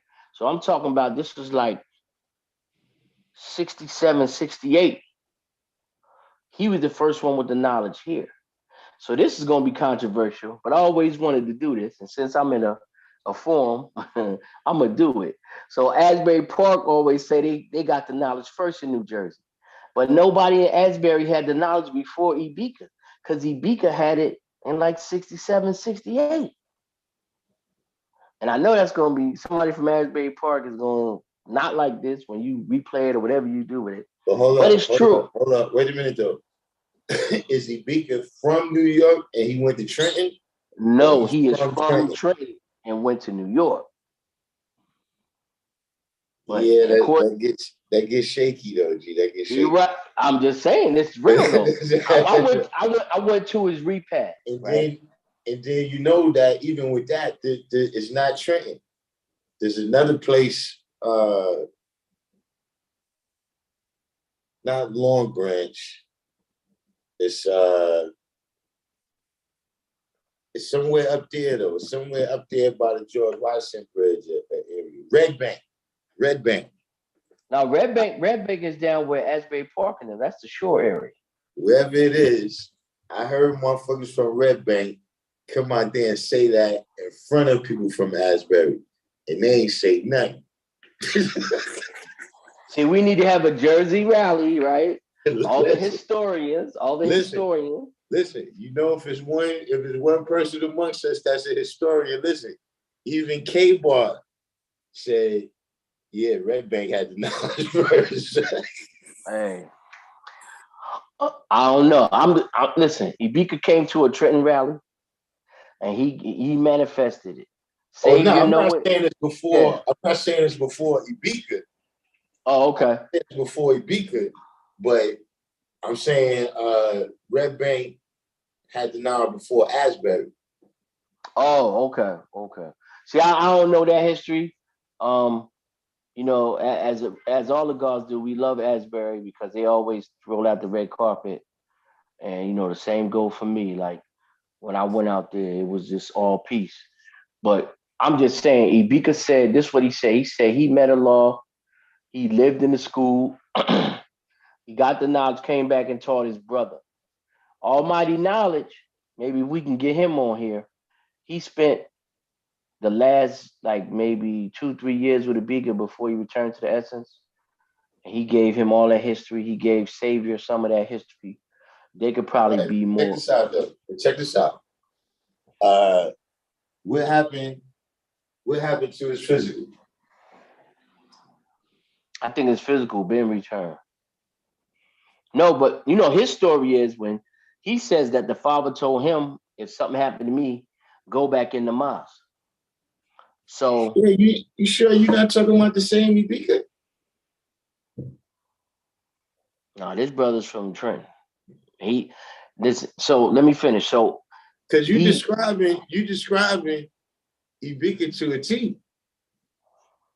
Nah, this is another brother because he's from Trenton. He's not one of the first 9 born. And he when he went back in the mosque, right? Then during the transition from Elijah Muhammad returned to the essence to his son taking over, he became a Sunni. So he was one of the Sunnis who in jail, if you said you was Allah, they tried to hurt you. He became that indebted within the Sunni community. He told us this at a Trenton rally we had. And he regretted that decision, but that's how he was. He was on it like that. But his whole you had to show me a picture of this dude because it sounded like the same speaker. But here's the question: cold knowledge seed. What happened to his brother? I think his brother Ben returned to the essence. I'm not sure. But I mean, no. When his brother returned, was he a Sunni Muslim or 5%? I don't know. Yeah, see, because now that's another issue that you got with this guy, right? He wasn't a Shiite. Well, listen, I'm gonna tell you what validated him though, right? Mm-hmm. Umar knew him. Nah, fuck all that. Fuck all that. I'm saying that a lot of places, right? Like for instance, in Washington, D.C., right? Mm-hmm. There's been guys going down there ever since. Right. You understand what I'm saying? I asked them, it's like, yeah, we knew motherfuckers that was 5%, but they didn't come down here and teach. They came down here and get money and went back. And they might have influenced a person or two, but we was the first motherfuckers that lived it out. So can I add on to that for 1 second with DC? Because my history, the history that I got out there is that a brother named Yakimo came out there that's from Pelon. Right. That was after Ibika. Yeah, but he's the one that taught the people that's out there now. Yeah, he taught. Yeah, I get you on that. I'm skeptical about that. I'm gonna tell you why. They say Yakimo was teaching, but remember now, when I got the knowledge and came back out here, right? It was brothers that was physically telling me, it's no way you could memorize all them words in that 120. It's impossible. Yo, brothers is telling me that. These were people that was directly connected to Yakima. Right? The brothers that he so-called taught, none of them knew 120 lessons. Not one of them. Yeah, but now look, if you ask me, we had a, I made a statement on here that was very controversial a couple months ago, which is the further you leave out of New York City, you start to deal with a little bit of strange fruit. Oh yeah, because people put their own cultural so to me, that's touches on the knowledge. What you saying to me is not one individual. Like that was basically the story of New Jersey. When those buses came, I don't know what year that was, but I didn't know. Like I knew it was a couple of brothers in New Jersey. But when those buses came out here, it was about 8, 9 buses of people from New Jersey that came out to the rally. You recall that's Asbury Park. Yeah, that's Asbury Park. Nah, it was more than Long Branch and Lakewood. It's Asbury Park. That was Asbury buses. Park, Lakewood, Long Branch. Hey, listen, I don't think probably they knew another lessons. town. If you add up all the lessons they knew put together, I don't think they knew 120 lessons when they first came. Wow. Like it might have been a few people, like a handful of people. But look, when I went to Lakewood, I was a lot out there. Like I'm talking about, like I'm a lot everywhere, but I'm saying out there. Nah, you the best knower. People come from across town to build me. Right. Now let me tell you. First, let me go back to DC for a minute. Then I'm gonna touch on Asbury, my experience. Right. So the first time I met guys in DC, I was with Poor Righteous Teachers as a roadie. We did a show at Howard University, and we ran into some brothers that was calling themselves the Actual Facts Tribe. And the Actual Facts Tribe did not drink and smoke. One of the Actual Facts Tribe members was seed knowledge from Diggable Planets, but this was way before it was a Diggable Planet.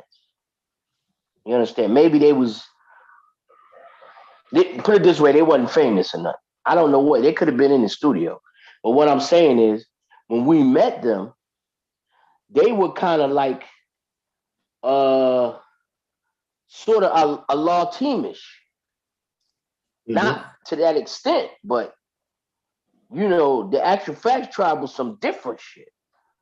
You know what I mean? And they were trying to impose different values that was that they had manifested onto the entire nation. And that's what you get when you go somewhere else. It's like, even going just to Patterson from New York City, there's a certain value system that some of the brothers have manifested, which is not the totality of the nation. All right, now let me go to Asbury Park, right? When I first went to Asbury Park, I mentioned two names from my tree. K-Bar from my tree and Joakim.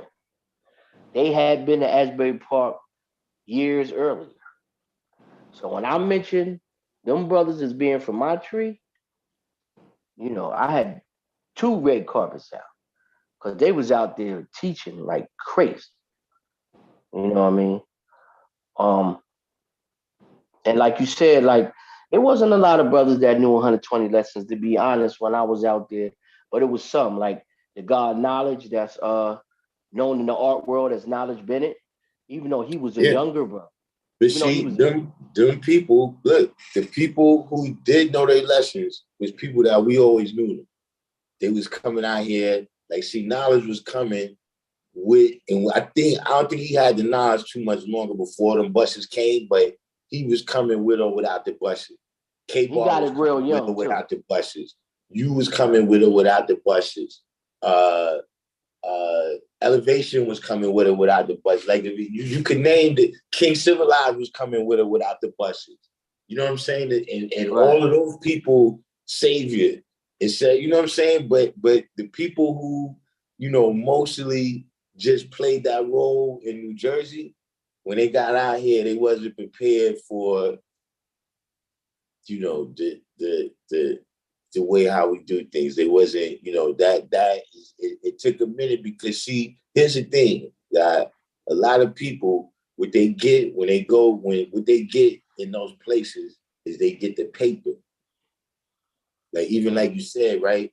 You just saying, yo, can you learn those words on the paper? And it seems hard because you're not dealing with a culture where it's like that. Where you seeing other motherfuckers, like, I'm seeing other brothers that, listen, just saying everything is real, right? I went to a high school where I had to pass a test to get in there. Right, I'm well aware, no doubt. Yes, I know, my intelligence, I cut class because I know I can pass the test. I know that, and listen, there's some motherfuckers quoting 120.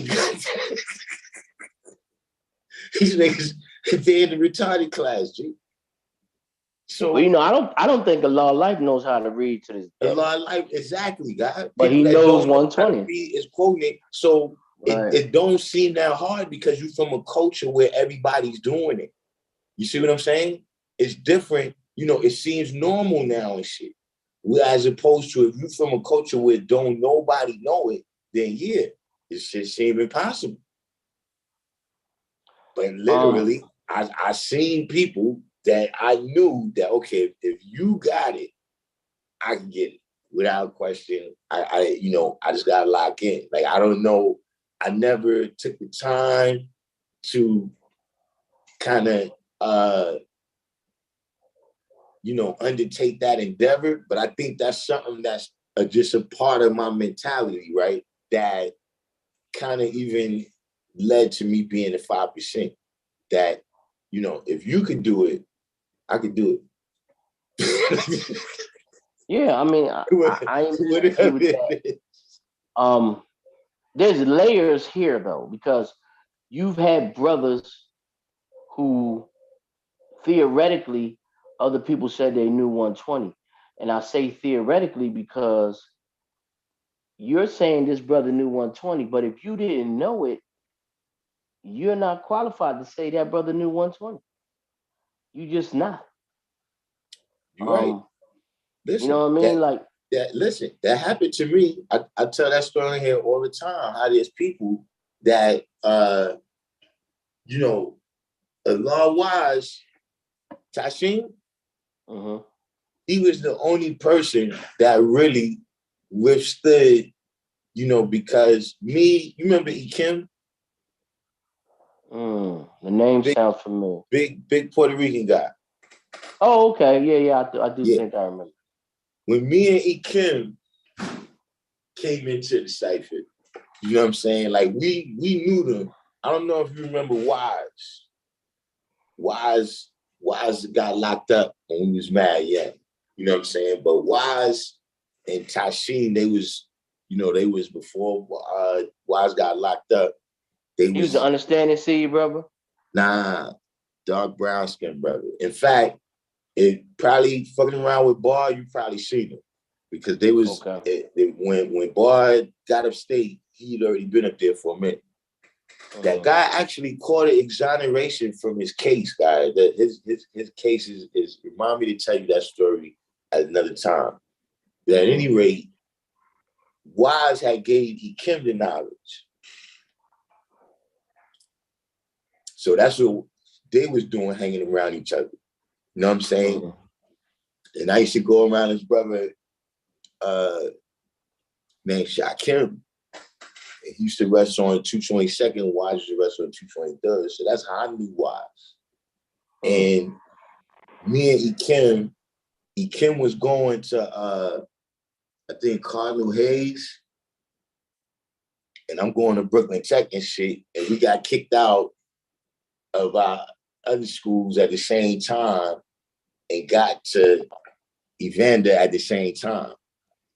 So you know, when we both got there, we had the knowledge, but, you know, like you were saying, we wasn't immersed in that every day. When we get there, it's going to be a cipher out there, 30 people, you know, we gotta be on point.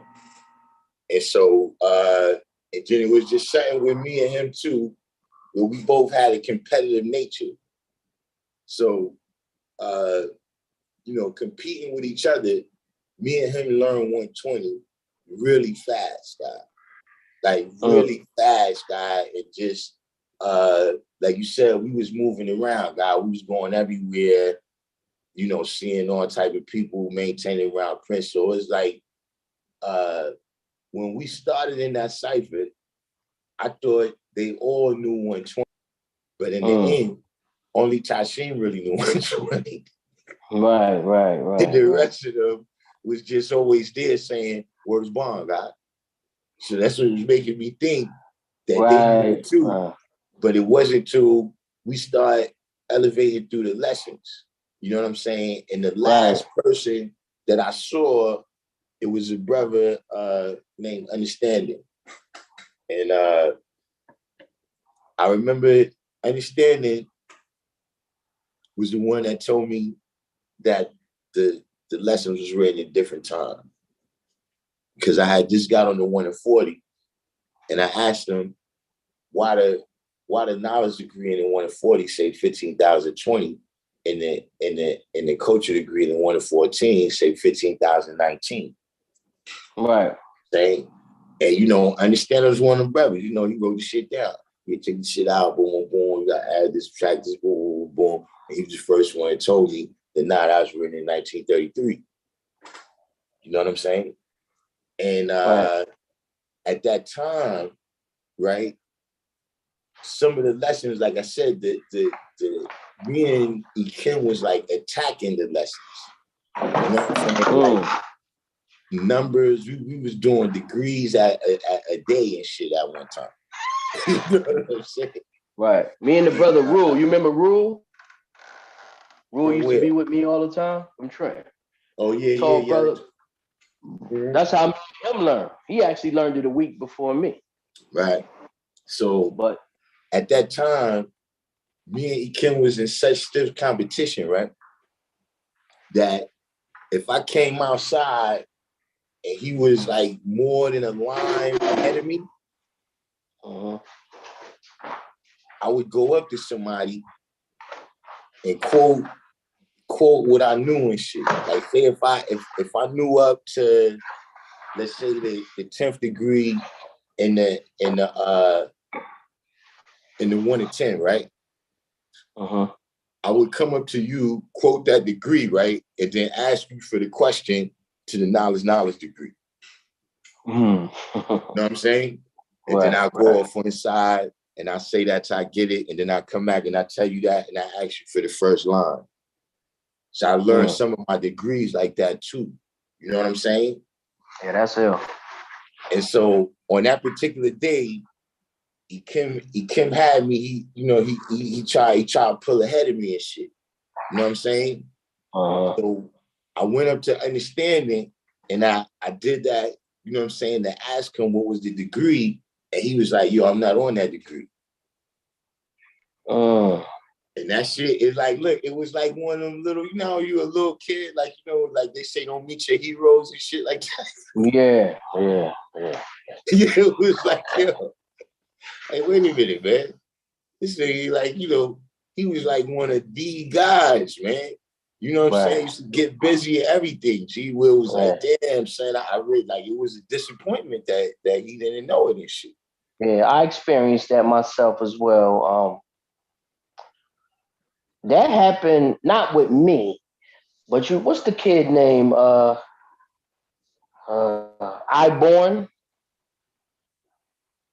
You remember Iborn? From the Clown start? ass Iborn. Yeah. It used to be, you talking about that used to be with Brooklyn Zoo and all that. You talking about that clown ass Iborn, G. They used to engineer in Pabu studio you talking about? Yeah, exactly. That I Justice came out there from Trenton and was maintaining with. Yes. All right, yeah. Boy, that's what I meant. He back, right? Yeah, whatever, man. I don't mess with that dude. Anyway, he had to show and prove because the moves that he made was zig times 100, man. Not saying you can't come back, but it's too much history. I ain't even gonna get into it on this forum like that. But he got to show and prove who he say he is. If you say he back, I'm gonna give that some leverage because you said it. However, he got to show and prove. Like he did too much. But anyway, what was bugged out with him was when he came out here, right? And I ain't gonna be long-winded with this. He was talking so crazy to people, right? So, in particular, K-Bar, that's here, not K-Bar from my tree.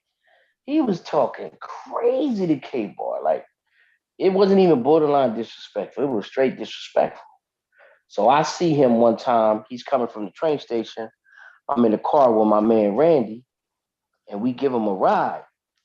And he gets in the car, and everything's very peaceful. Yo, he just came out his grill on me. I don't even remember what it was about, what it's pertaining to. I told my man Randy, I said, yo, stop this car, yo. I said, yo, and we was on Walnut, mind you. You remember Walnut, right? History of Walnut. Okay. That's one of my stomping grounds. And I was like, yo, stop this car, son. So he stops the car, my man. I said, yo, my man, who you talking to? I'm talking to you. So I got out the car. I'm in the passenger seat. He's in the back seat. I opened the door. I pulled the seat up. I said, come on, get out. He wouldn't get out. To make a long story short, he apologized. Then I asked him some degrees. And when I asked him degrees, this dude was on like the 1 to 10. So I gave it to him extra for that. And I couldn't understand how other people who knew their lessons, particularly K-Bar at this point, how could you let this dude on the student room and talk to you? You know what I mean? Because, Association. man, I wouldn't see, I ain't built like that though. Nah. But see, listen, it's not until it's like, because look, it's that same type of phenomenon that you're saying, right? Check this out. That same cipher that I'm telling you that, I came into, they already had the knowledge of shit, right? Mm-hmm. Now, prior to me coming into that cipher, I used to try to avoid them. Because they was bombing motherfuckers already. See, like, that's one thing that people, I don't even know the other way, guy. The whole time I've been around people that be bombing motherfuckers. So there was a point in time that it's like, I never used to really, like, I knew what I knew, but I knew that, them particular brothers, they gonna ask you something you don't know. Like, they just got, I didn't know what the phenomenon was, but it's just like, stay away from them. You know what I'm saying? And right. So there was some brothers that, they turned out like, you're not even like that. Right. But you just be with a brother, you understand what I'm saying? That it's like, his rep is known. So whoever's with him, you got the paperclip extent. Right. The face value will kick in. Yeah. But the first brother I knew like that was this brother. Shout out to, man. He was turning to essence. But back then, he was a brother like that. And he was one of the first, in fact, he was the first person that I passed in the cipher. When I tell you that when me and E came in and we was just moving at lightning speed, he was one, he didn't even know the 1 in 14. Yeah? Well, listen, let me say this. At the time, he was one of the brothers that's like, when I see him, I was like, man. Yeah, no, I feel you. Listen, I'm going to say this. This is why a lot of people left this nation too, because you can be a 32-year-old man, and if you don't know your lessons, somebody 16, 17 years old will let your ass have it. And there's really nothing you can do about it. And a lot of people, they can't accept that. You know what I'm saying? I got into many confrontations with individuals when I was really young and I knew this knowledge, and they was older, they had the knowledge like 10 years prior to me and didn't know their lessons. Oh man, come on, bro. Like, well, listen, that's look, that's how the West was won over here. That's what I'm saying. That's how it is. Listen, that's when I first when I was just a young demon before I came #1 Diablo. That's how I got my stats up.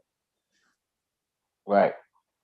But we just had to put it on somebody. We just had to put it on somebody. That's about last month. Where we had to put it on somebody. Turns out, he came in talking crazy. So we had to we had to turn the fire on the hot seat a little bit. What's the brother from the desert that asks all the crazy questions on Facebook all the time? He came to the show and prove. When he got to the show and prove, he knew all the older brothers. Okay. That's like, nice. Listen, if that person had the knowledge before like 1967, they knew him. And they all, I'm talking about like the way they was talking with him was with reverence and respect. You know what I'm saying? I'm just looking at this thing. But look, like you said, he ain't saying nothing. Cause what could he say? Right. You know what I mean? We asked him. Well, the guy asked him, like, he was like, yo, because he started talking about all this stuff, yo, he walk a lot, all this, da, da, da, da. So, like, Judge said, how you see today's degree? So he said, what's today's date? So right then, look, we older now, guy. We older, guy. We don't like to, we don't like to take the planes up. We don't. No, God, he got a phone, I'm sure, right? Who? That brother. Listen, G. Play it off. Act like somebody called God, you and take your phone out and look at the damn date. No, God, listen. That's asinine. God, listen. All we do is eat, sleep, eat, God. We put your phone, God. One of the worst things he could do is pull his phone out. Nah, it could have been like somebody texting me, God, hold on, and just look at the date real quick. Listen. So we just walked away from him at first. Like, all right, listen. We don't like, we got civilians and all that around here. We don't want to bomb shit. It's early in the morning. Kids going to school. So when we come back into school, he comes in behind us, and now he's saying, that he knows the degree, but he's quoting it, right? But look, he quotes it about 6 or 7 different times. And if you kind of composite those 6 or 7 different times together, then you got the degree. Like if you take the way he quoted, like if you take the first line from the way he quoted the first time, and the last line from the way he quoted the last time. That's terrible. You mix in the rest of it like that, he probably quoted it, right? So we gotta be on that. So then, we start getting things, and so now he starts leaning on his history. He know this, he know that. So it's like, word, so it's like, all right, first of all, when somebody start doing that, that's one of the blessings. You know what I'm saying? Like different things happen. You take the good with the bad. One of the blessings is that, being taught by a firstborn, that don't impress me. You know what I'm saying?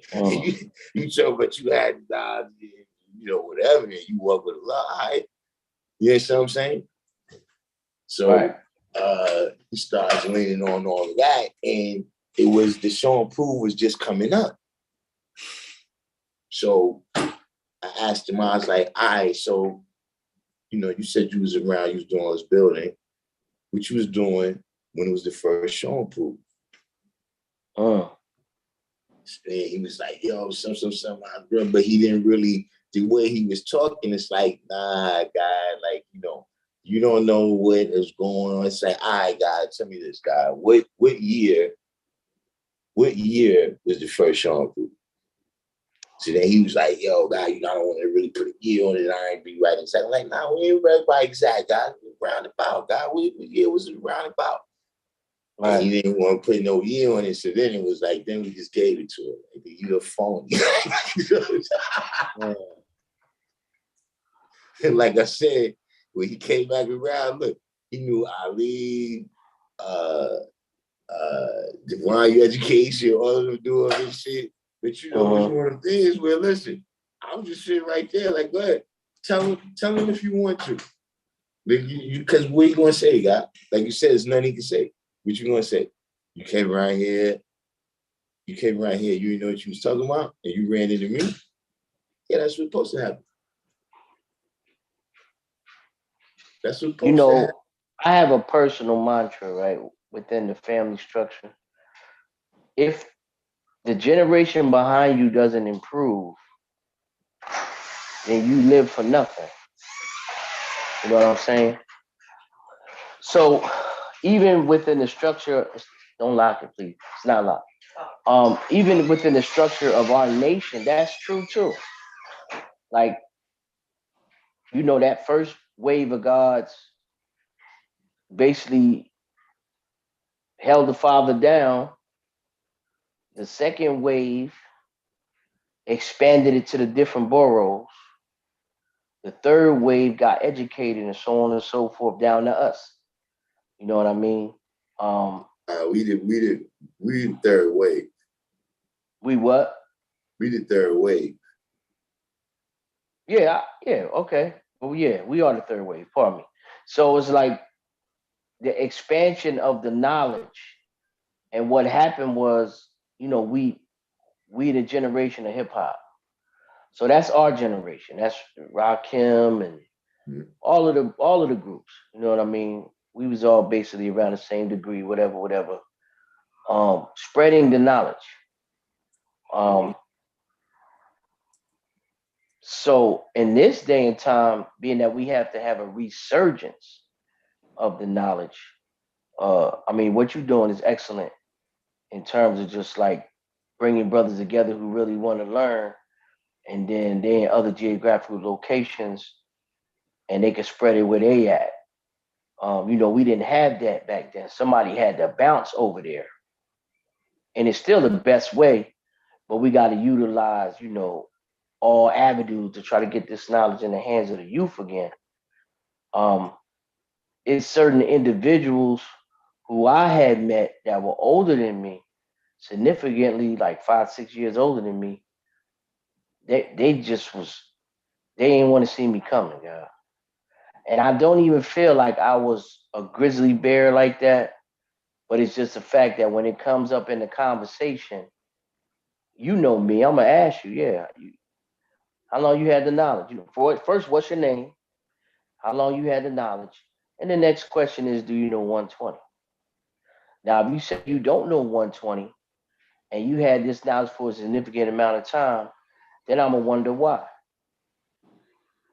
And depending on what you say, will open the door to possible or not brotherhood.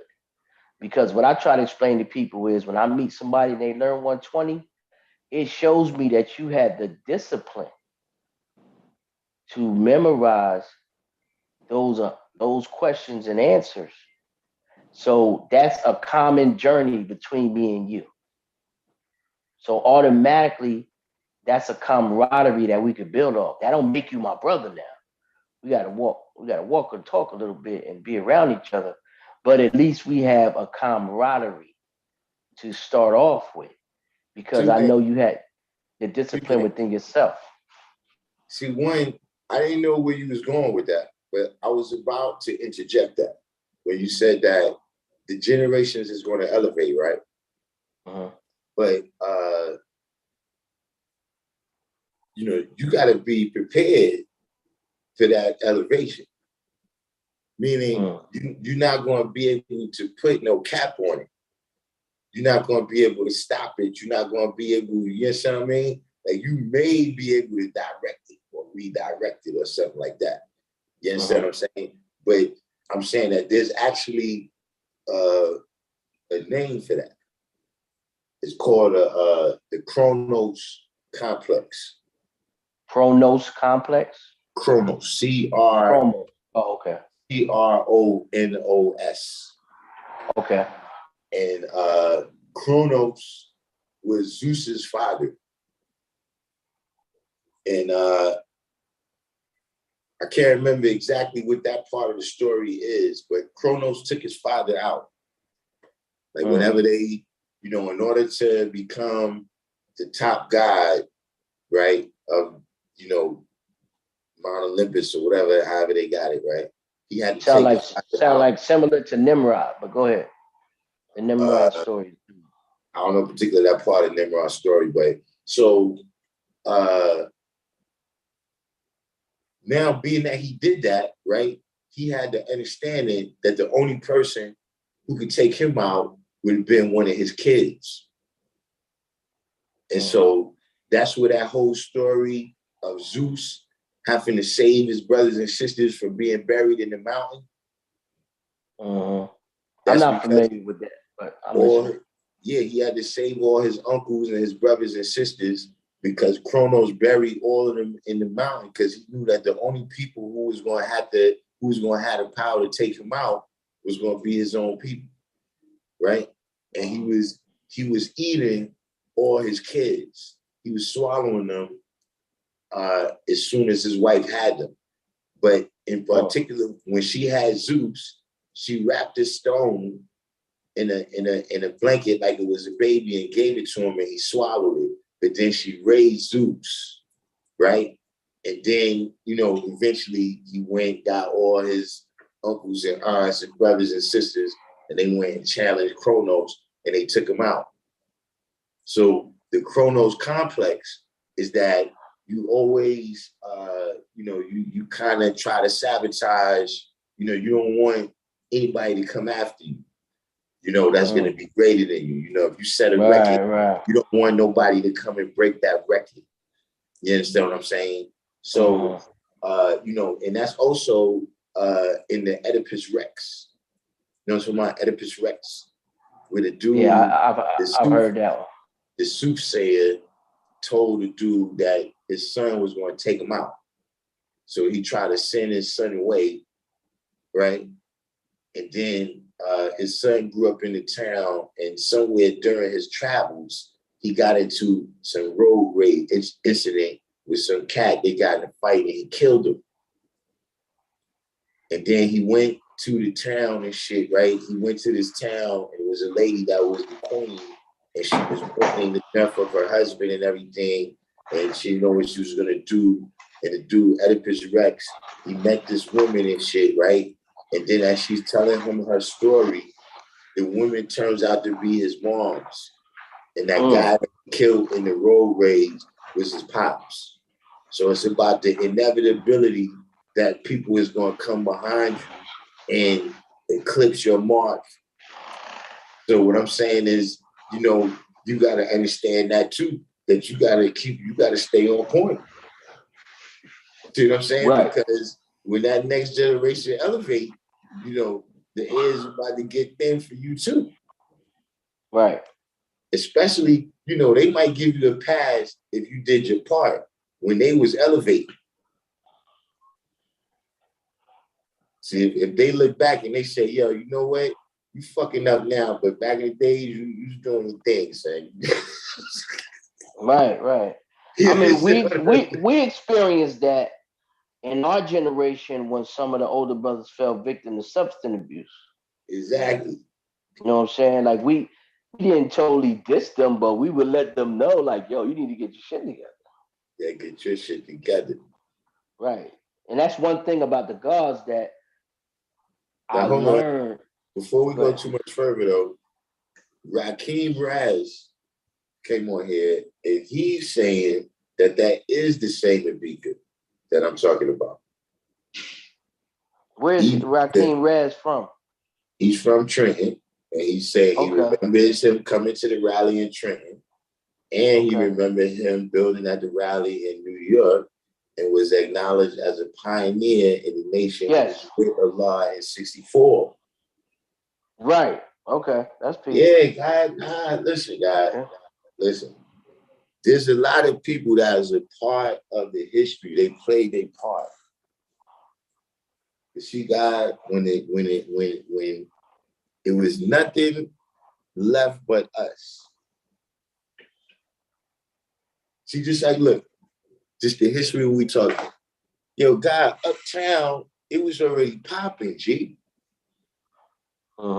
Just like we told, yo, Mel Quan and them, they had been up there a decade or whatever the fuck, however long they had the knowledge. You know what I'm saying? You had Ken Do and all of them over it, and even more, they know their lessons. Dudes knew them. You know what I'm saying? Rod Kim, you know, you got all kinds of brothers, the whole Ave, you know, every other block you going, you run into a cipher. Right? But now, when I get to the west side, right? Now I'm solo. Don't get me wrong, the guys that came over here before, they know, you know what I'm saying, that I got, you know, I'm not just standing over here talking, I don't know the 5%ers and 5%ers don't know me. You know what I'm saying? But see, now I'm on my own. See, now I'm outside of the reputation of the people that I grew up with, where they had a reputation where just that I knew them. You know what I'm saying? People is respecting what I got to say. You know what I'm saying? See, there's a lot of people that's a part of the history from 1964 to 1969, right? That, you know, look, they played their part. You see, the real work started having to be done after June 13, 1969. Yeah, that's real. I can see that. See what I'm saying? You see, a lot of them people who they come around, they took that history then, but they wasn't there when we had to lift it back up off the ground. See, because she, like how you say it, I don't, you know, we respect them. Like how we was talking about earlier, they go K-Bar right there. You know, we respect them. We respect the history, all them things, right? But listen, every era got to be respected. You know, these new eras, they'll have to let us know what they did. Yeah. See, our era, guy, we made it worldwide, G. That's real. When we got it, you know, it was mostly a New York thing. But if you was in the tri-state, you could be there. Yeah. Yo, I G, mean, we made it worldwide. Motherfuckers in Bucharest know that it's not. That's why I said, see, look, but every era they had, listen, if they didn't set it off like that, say, listen, that might be the only set off that's better than Inspector Deck on motherfucking Protect Your Neck, say. Is with the brothers in the 60s, did when they set it off. So they set the play marvelously, God. And the brothers in the 70s said, listen, they without them, G, we probably we never would have survived, man. Of course. Man, I mean, they put it on the map, man. They took from a couple of neighborhoods, saying, to ruling. Listen, I grew up in the city of God. But listen, the 80s, we put our mark on it too, G. Right. And so, listen, I understand that, you know, that's peace. You was there with the law, you was this man.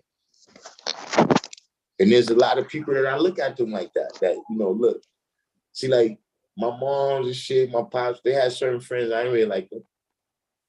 Right. But what could you do?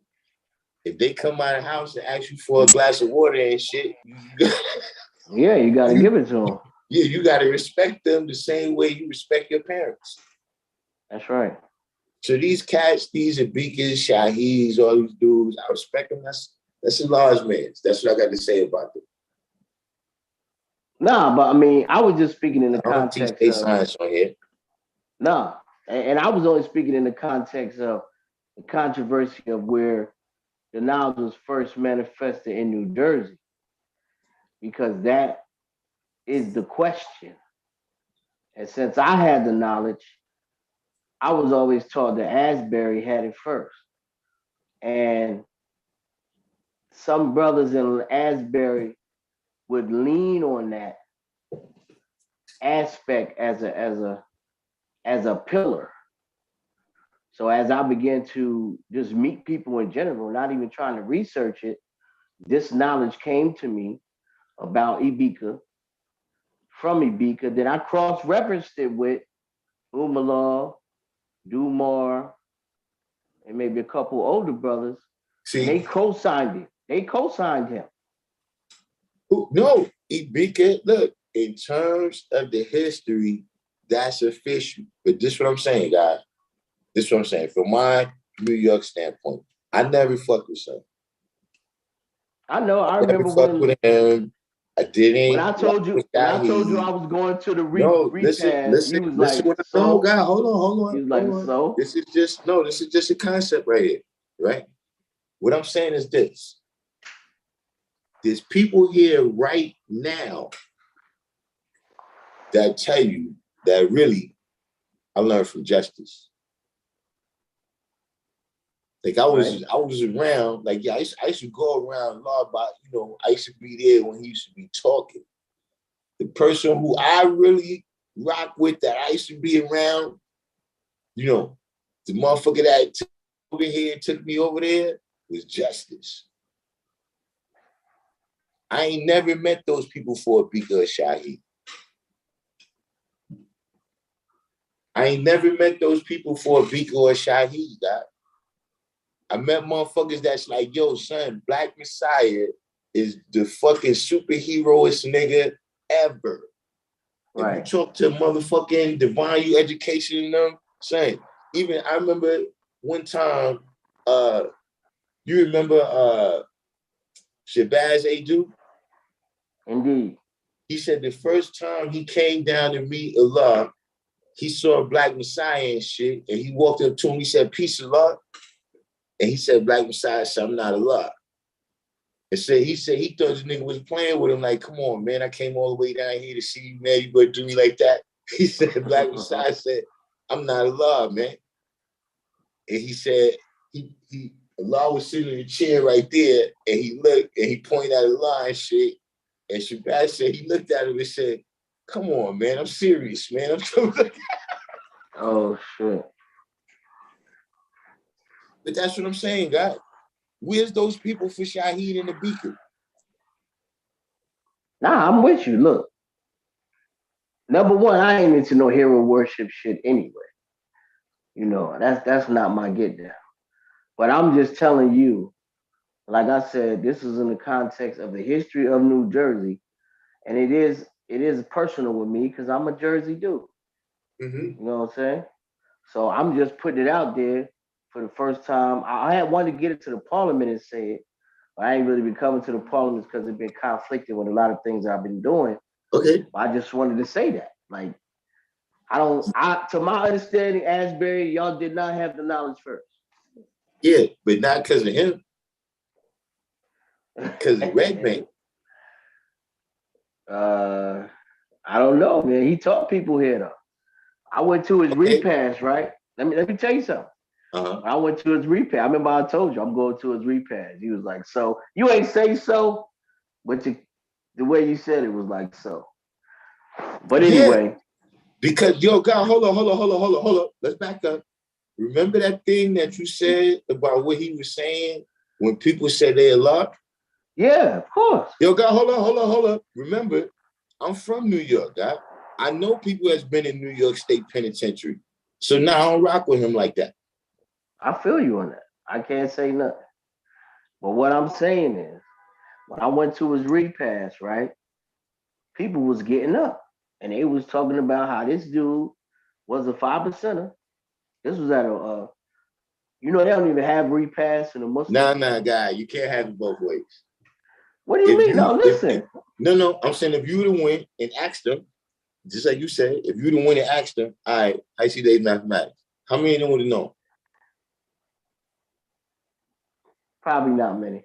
Okay, then that don't count. No, but you could be taught the knowledge. Stop it, but guys. You could fall off. You could fall off. Listen, here's what I do. I'll put him in the category of 5, all right? I'll put him in the category of 5, but he's not like us and Elijah, guy. He's not. He's not. He's not like us and Elijah. I'm just talking about teaching, God. Yeah, God, that's what I'm saying with that. Once you get the knowledge, Elijah, God, no. Once you get the knowledge, it's on you what you do with it. Stop it. He's not with us and Elijah, God.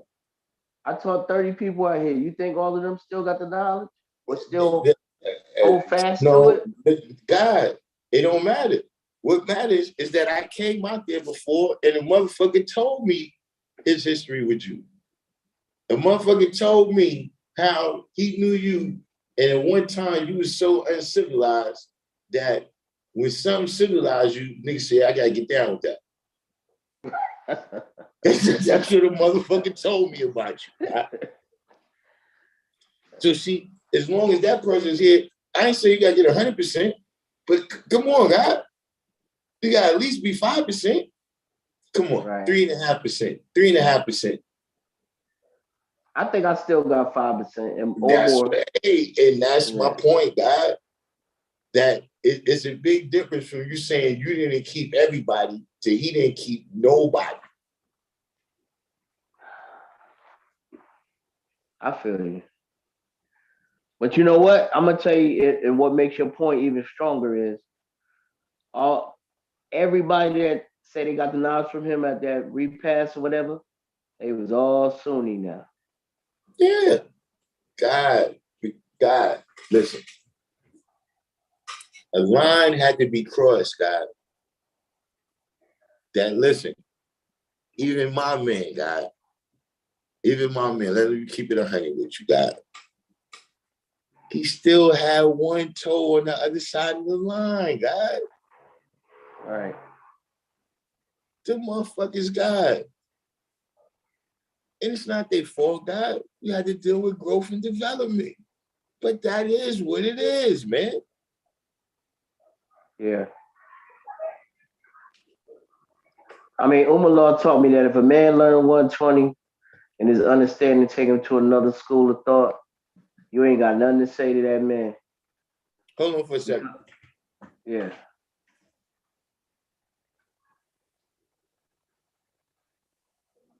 Peace to all the gods and the earths. I can't see y'all comments, but I definitely haven't been on here in a while.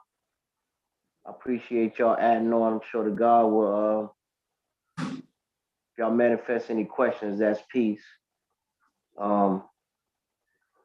It's just always an enjoyment to exhale with the family, you know what I'm saying?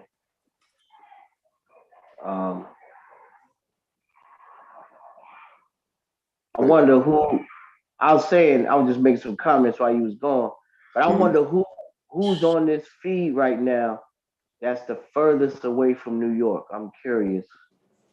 Well, I see King Me in here right now. He in LA. Okay, that's peace. We said we call that Transformers on the West Coast. What we call Transformers. We've been talking a long time. Yeah. People who I know what that mean in LA. That's like if you go from one gang to the next. You're transformed. You know, I spent some time out there. I know the coach a little bit. You said, what do you mean one toe on the line? Well, listen, let's be clear.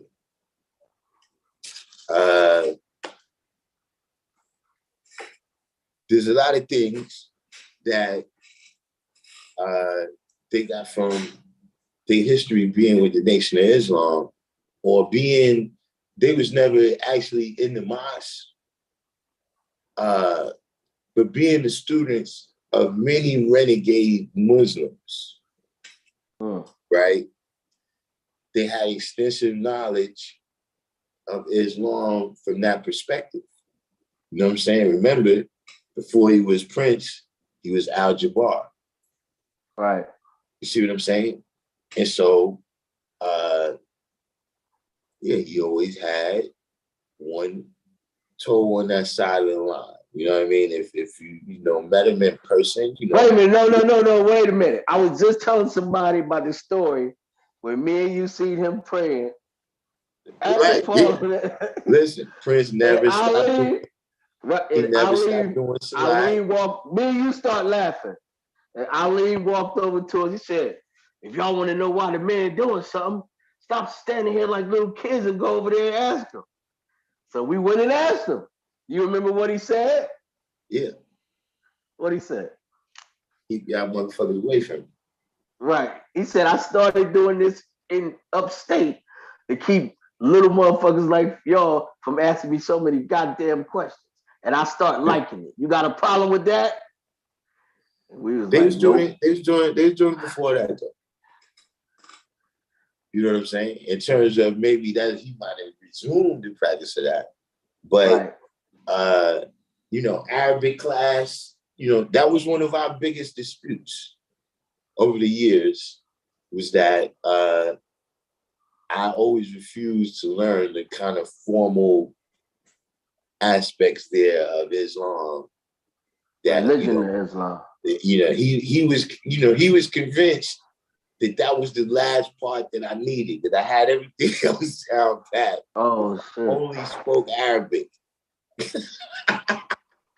Well, listen, me and Mel Kwan were just talking about we're gonna go to Dubai and we're gonna take Shabar with us because he knows that Arabic. Mm-hmm. You feel me? So They that used to fuck with that together. Him and Prince. yeah, Yeah, they used to I fuck can with see that that. together. I can see that. Shabar is very fluent in that. I mean, for me, I like to learn languages anyway. Like I ain't really go in the way I am gonna go in, but I'm See, gonna my be thing at the time, uh, I just didn't see. I think maybe there's a couple things, but I know there was a kind of cool factor to it somehow.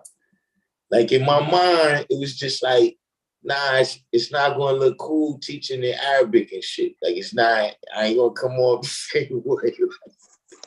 But I don't I think you would just be teaching in like, Arabic, but it's just to communicate with somebody nah, who speaks it. Though. that was no, well, put like this. That was kind of like, like we having an argument, right? We have an argument. And this is not supreme mathematics. It's not 120. It's not the same way. You know what I mean? He can argue with me and tell me that he don't like me not learning it, but he can't make me learn it the same way. You see what I mean? It's not a part of what I'm supposed to learn.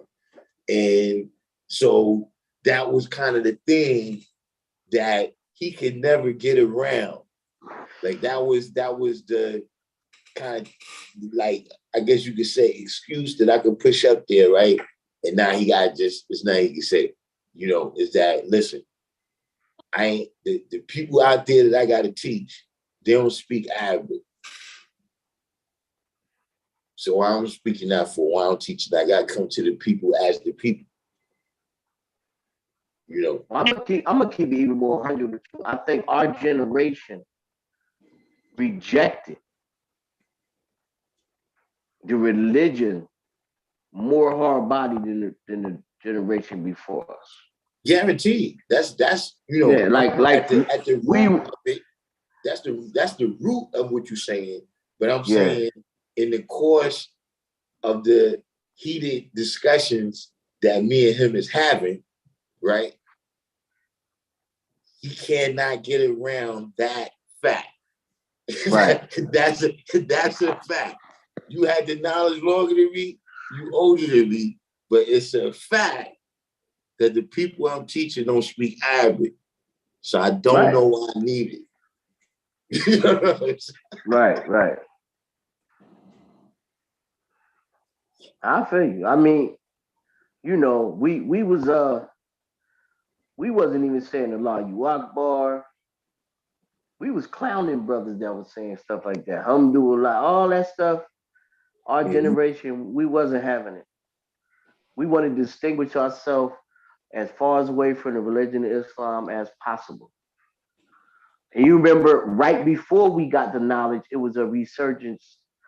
It was a emergence rather of the L's and the B's. And then some brothers we know, older brothers, they was on that. You remember that was every other parliament. That was a discussion. If something happened in that in like the early 80s. That's why I said right before we got the The whole knowledge, right? sovereignty thing, yeah. It Right. took You off. know what I mean? But then, uh, brothers will be going through that, like every other parliament. I'm gonna tell you another thing that happened too, though, right? Is that we probably was the first generation that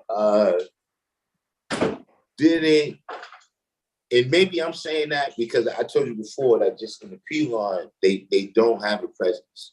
There's no mosque, they don't be up there. But I'm just saying, just in general, listening to other people, like even people in Harlem, I'm saying like, nah, I don't remember seeing that like that. Like we never experienced the work of the Muslims like that. Like for instance, Now, people which say, Muslims yo, you talking about? NOI or Sunni? the NOI, like I'm saying, like the NOI, the brother told me, right, that he said, yo, when he was young, that he was on diesel, he was on heroin. And he was like, yo, the worst thing they all hated is that you would get kidnapped by the NOI and shit. That they'd come and snatch you off the street, take you to this building and shit, and you had to clean up and shit. Like if you try to get out, they have people there that knew kung fu that fuck you up. You know what I'm saying? And you know, you had to, like, whenever you cleaned up and you detoxed and shit, then they'll let you out. That's on that Bumpy Johnson show with Forrest Whitaker. They said that, look, a brother that's on heroin told me that shit is real. That he got caught by them a couple times. Wow. See, I didn't know that, son. I didn't know that. I thought that was a dramatization. Nah, he said that shit was real. Then he said the Panthers came around, started doing it too. Wow. Because I knew about Tupac's pop, right? Tupac's pop had the he in the Bronx, he had the acupuncture centers that was curing hair loss. Right. See, that's what I'm saying. We never experienced that in my generation out here. Like, we knew them as some people. I heard the Farrakhan speeches, but you gotta remember there's a discontinuation. Like when Elijah returned, 76. So yeah, Farrakhan didn't start teaching again Elijah's wisdom until like 85. Right. So I'm still a baby. I'm still a baby when all of that happens, right? So like you said, now when Farrakhan comes back, he's just starting off. So even if he wants to do all this other kind of work, he don't got his resources up yet. So all I'm hearing with the speeches, I'm not seeing the kind of thing that makes me, you know, I ain't gonna say I ain't see it, but I didn't see, you know, say like Malcolm X level of transformations through that. You know what I'm saying? I didn't really see that like that. You know what I'm saying? And just the different work, the stake and takes, the businesses, all of that was gone by the time I was growing up. So remember, they still had Shabazz restaurant. That was on Fifth Avenue, right? Yeah, and they had one over here too. They had one on like 128th, like 128th and Lenox. There was still a couple of them left. There was the steak and takeout in Medina.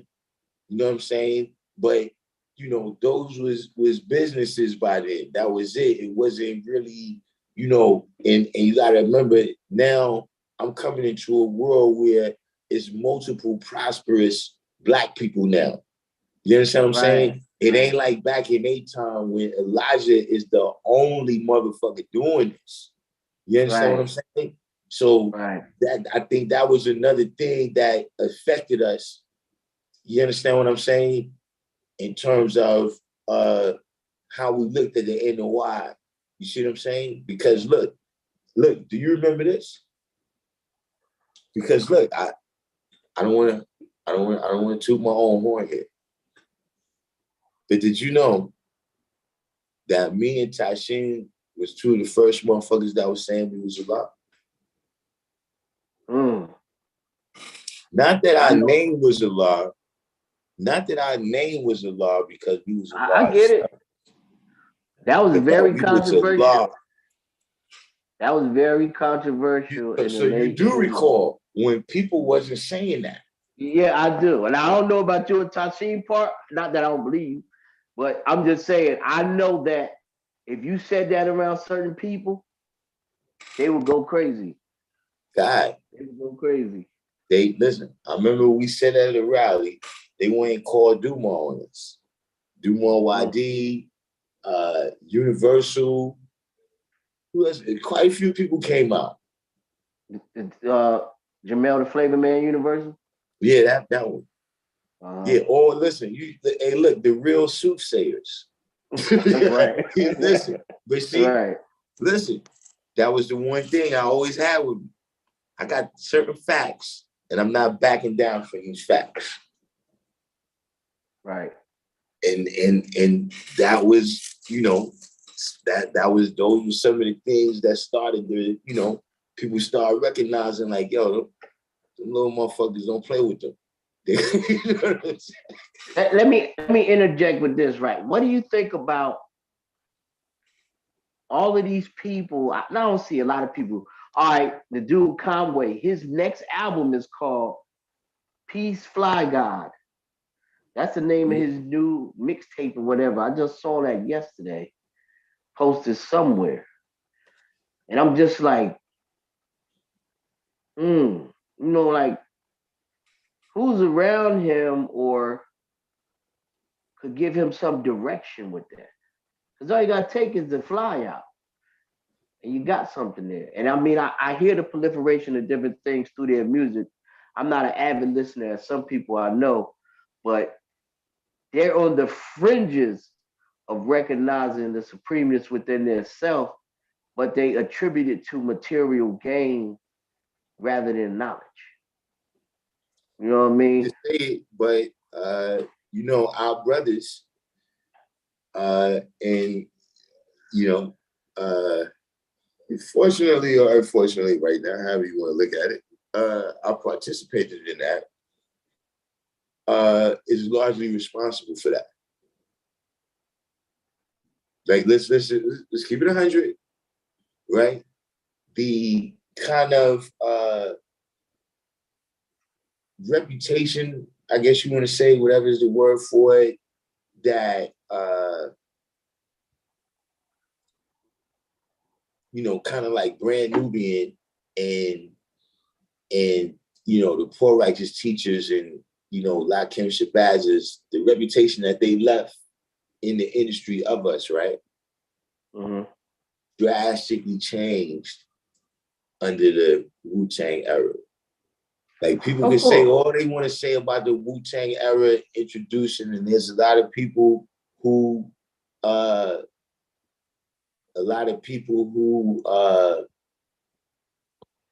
here right now, and they credit the Wu-Tang era with that. In terms of the watering down of it, you know what I'm saying? In terms of, some of the people that come on here right now, and, that's kind of the thing, you know what I'm saying? They here because they think I could decipher some Wu-Tang shit. You understand what I'm saying? I always seen it as a double-edged sword in terms of, you are getting some aspects of the knowledge, but the way that it's manifested is kind of like, and I'm gonna just be straightforward and frank with it, a drug dealer aesthetic. And that was even when I dealt with them ciphers, that's not how I taught it. Before we get to the drug dealer aesthetic, they just debased the knowledge. Right. Like they caused it to, like, in that language, they caused it to be some gross, mundane shit. Right. You understand what I'm saying? I agree. And that kind of like, now that it's down on that level of 6, because look, you got the fly guy, right? But look, to me, one of the craziest thing I hear is the 6 guy. Yeah, that's Drake. Hey, yo, where's Bob? He lived that shit out. Yo, listen. He is the 6 guy. I agree with you, my man. But listen, like now, when you say the double-edged sword, right? Now listen, I see a couple people here right now. I don't know. Look, we stop name dropping. What names they try to drop? Yeah, they're saying now Allah be around West Side Gang, and that's peace. But I don't remember him being around him before he started saying that. He could have. I have no idea. But I'm just saying, fuck all this name dropping. Tell me he knows his lessons. Right. And that's the guy. And Right. you can see, listen, we've been doing Set a 'em little bit of straight. slipping and sliding with that today. Yes, You let's know set what them I'm saying? straight. Which is Listen, when what's the nah. dude? What's the dude name that wore the jacket like Rakim for Halloween as an ode to him? Oh yeah. Uh uh uh 21 Savage. 21 Savage. Now, this is my thing with that, right? Why didn't Rakim call him and explain what that means to him in detail, right? And at least give the man the information, understanding it's a responsibility. I love what you did. It's a Well, homage. actually, there's another brother that was amongst them that I ain't heard talk. that too. You know what I'm saying? Like, see, now look, the people that come on here, right? They've been, some of y'all been on here a minute, some of y'all been here a little bit of time, right? Now, some of y'all don't know how long you've been on here. Y'all saw today a new individual came in here, right? And I introduced him to what we about. Did y'all notice I ain't telling him he was God? That's right. See, y'all be gassing motherfuckers up. Y'all be gassing motherfuckers up to think they God, then they come outside, and this is what the fuck happened. See, by the time I bring you in the mix to say, all right, yeah, look, guys, I've already prepared you, man. And see, that's another thing that they never can say about me. They can say all types of shit, but one thing you can't say is that I ain't tell you. Right. Like that was actually our MO, G. Like how I said, I came into a cipher where, listen, everybody was mad bombers, G.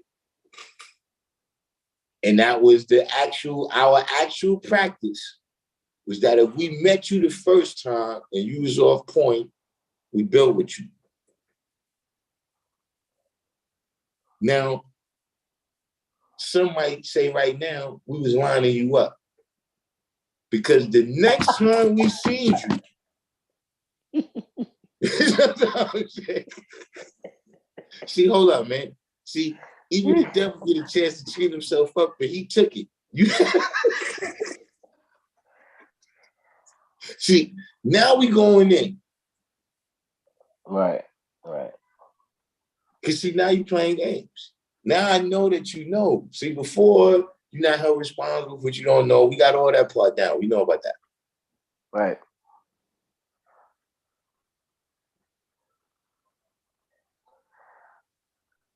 I mean, to get to the crux of the matter, it's like this. If this brother now laws amongst them, right?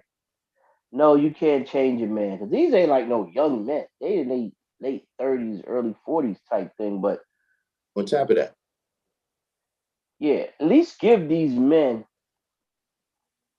an object understanding. And I don't know if he did or he did, but he should. If he's around them like that, they should have an idea when something is offensive. Like even with the Nicki Minaj when she was when she did a cover of Malcolm X picture or something back in the day. Or, you know what I mean? Like it was you something see, that now was listen, to me, this what I'm telling you, G. In my mind, that this is something that, look, remember the movie American Me? of course. What year that movie came out? I don't know what year it came out, but I'm an I estimate. You know the year? I don't. But I know it was fairly. Hold on, let me look it up right now because I know it was fairly early in the. I'm going to say 94. Nah, it's got to be 93, before that. 94. Yeah, maybe. 1992. 92. Okay, cool. Okay, so I'm still. That was a very pivotal year too. 92 was. It's pivotal. I ain't got babies That yet. was that was a different year right there. 92, I ain't got babies yet. That's what I'm saying. I'm still. I remember still being, in years where I remember looking at that movie, right? And I remember looking at the prom when they was young and everybody got locked up. And then he was like, yo, you know, just in the course of just being us, we had to handle certain business that, yeah, that shit, it fucked our whole future up, man. Right. You know what I'm saying? Like, I'm looking at the movie and some of the shit, I'm like, damn, son, this shit is like some parallel shit. And it came to part where he was like, they was like, yo, a nigga fucked up and shit, man. Like, you know, whatever he did, he fucked up bad. Like, yo, we had to hit him and shit. You know what I'm saying? And he was like, yo, when we did that, it gave us a whole other level of respect in there. Like, niggas knew that, yo, if we motherfucking take shit like this to a motherfucker that we know, right, imagine what the fuck we gonna do to niggas that we don't know. right. And when I saw that, it made me think about how we was and shit. That motherfuckers knew that, yo, saying now we, you know, Yeah. you understand what I'm saying? So Yeah.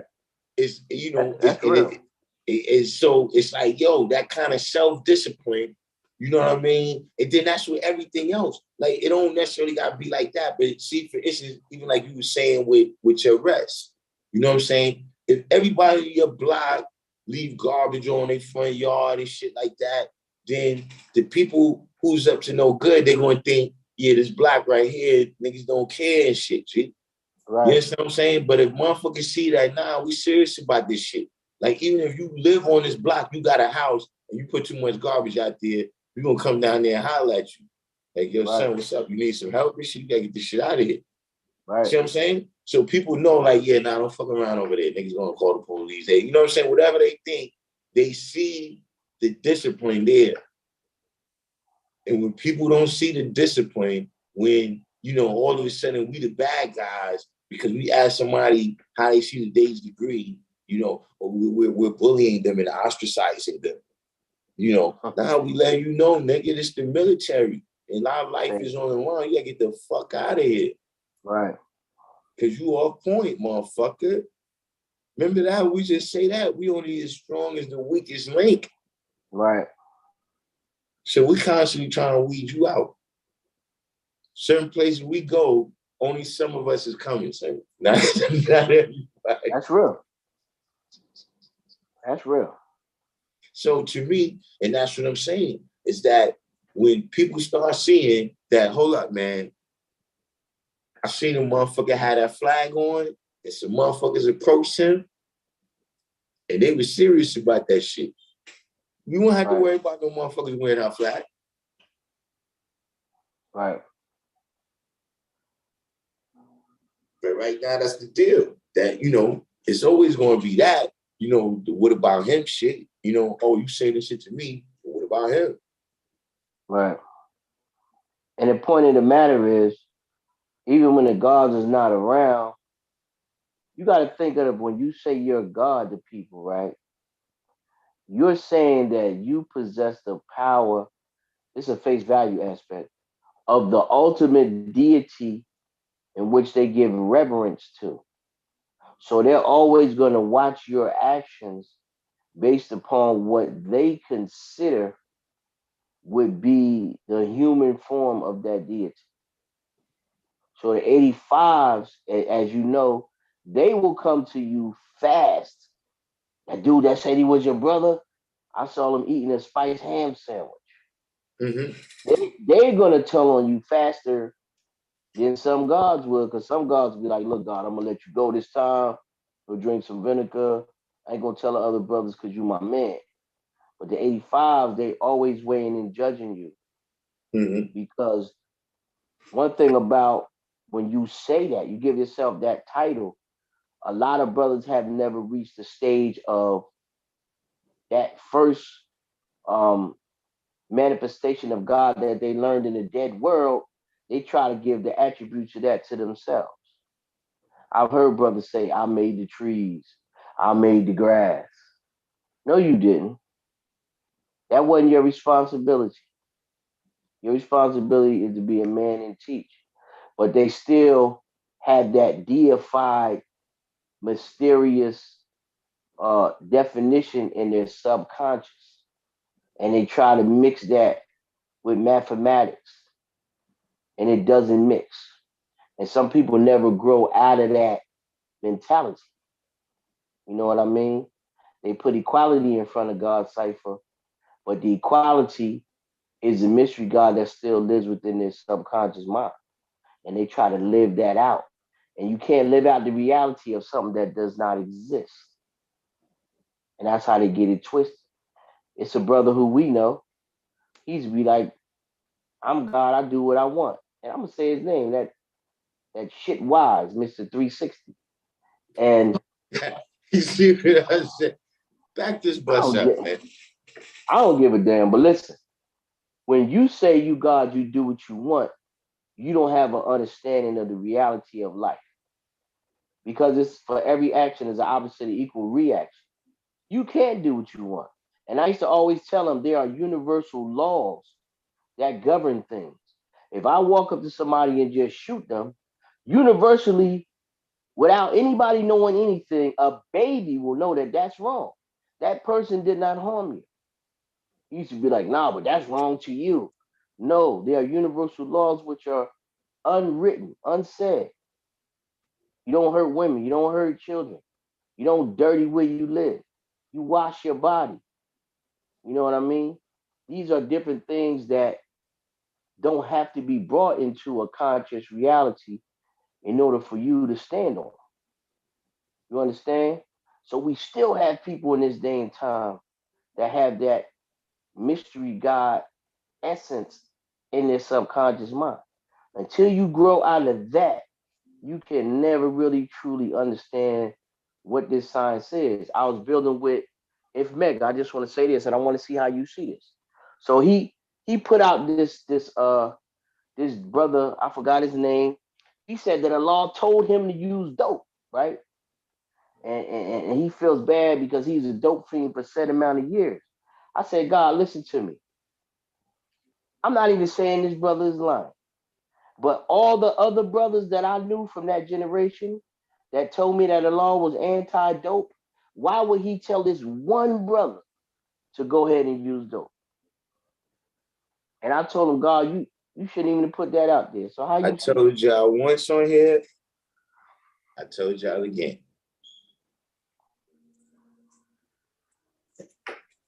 I'm here advocating the teachings of Allah in his 5%. Infinite is a journalist. That's the difference between our channels. See, that's why the individuals that we were speaking on earlier, that I said, look, yeah, they're large, man. I ain't got nothing bad to say about them. You don't hear about them on this channel. You see them over there. Right. See, the difference is here, my equality is my equality. See, the channel says, Darkim Be AllahChrist. Over there, Infinite is introducing you to all this knowledge, and it's up to you to decipher if it's right or wrong. It's up to you to watch all the videos and see, like, for instance, like you said, what if a person just saw that one video? You know what I'm saying? Infinite is counting on you looking at all the videos, right? And then making a wise decision for yourself. And that's the difference between this channel, a couple other channels. Look, y'all been here. Look, I told Minister Freedom that too about his channel. That now I'm 5%. I'm not here to give you the other side of the argument. I'm not here to tell you, look, I don't even know. A couple people came with him before. One came with him before talking about he know me from Soundview. Like, nigga, you crazy? I'm 5%, son. Like, look, the same way y'all 5%, right? Y'all young 5%, whatever. Y'all just coming to knowledge. y'all might hurt me or whatever, and y'all want to meet me. Now, why would I be in territory that's not my territory? You don't think it's some motherfuckers that don't like us that want to meet me too? I don't go over there. I never even rested over there. Like I'm saying, even it's not like even if I rested over there before, that would be something different. Right. You know what I'm saying? But just like, yeah, I'm just going.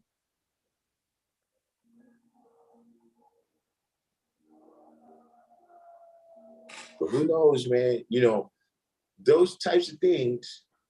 That's what I'm saying. Is that look? I would.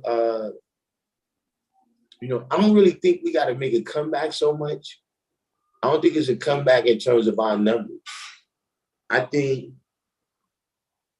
it's in terms of the illusions that have been created, right?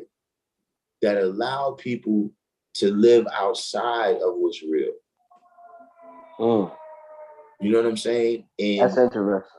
And actually exist out there for a minute. Like, you know, some illusions, right?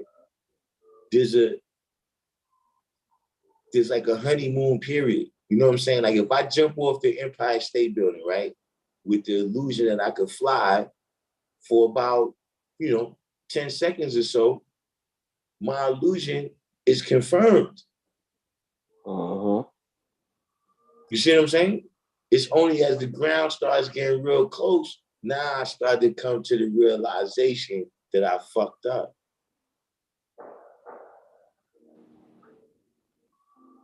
Right.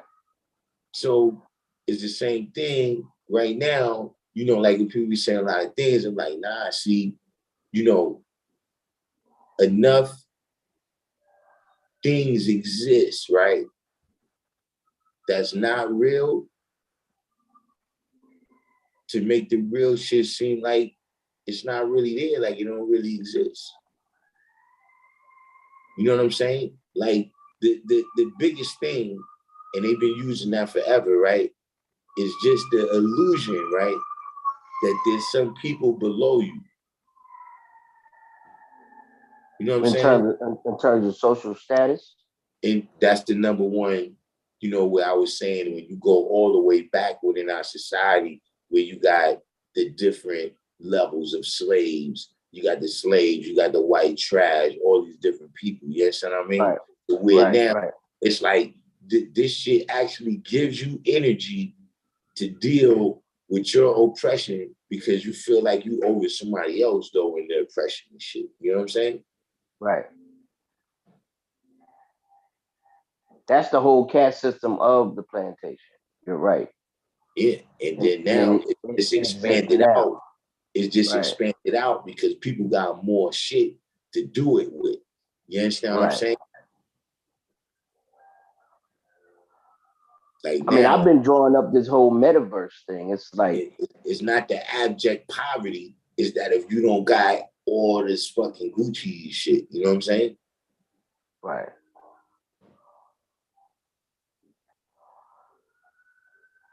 I see it clearly. What you're saying, and going back to that metaverse thing, it's like you're buying property in a make pretend universe that could, I guess, potentially make you money when more people believe in the make pretend universe and invest in the property that doesn't exist. Very, very, very strange, guy. Very, very strange. You see a lot of people, the Bitcoin cipher, they getting hit up crazy right now. As far as taking L's. Because it's like, you still got to understand you get what you work for. And that's a whole environment of not putting in work to gain. It's only going to have a certain shelf life. Now, here's something, right, that I think, just dealing with that individual topic you're talking about. And it's wild because your son probably could add a lot on to this conversation, right? But what I'm about to add on, right, is that I think waiting for you to call him too. I know the only reason I haven't, right, is because first we gotta the way the credit union works, right? We had to first form another corporation, business, right? Because it had to have like that, you know, credit union, the union part means we had to have some type of bond. So the organization that forms a bond had to have bylaws. So what we did right now is we starting a trucking company. You know what I'm saying? We got a couple of other endeavors we want to do, but we're going to start a trucking company.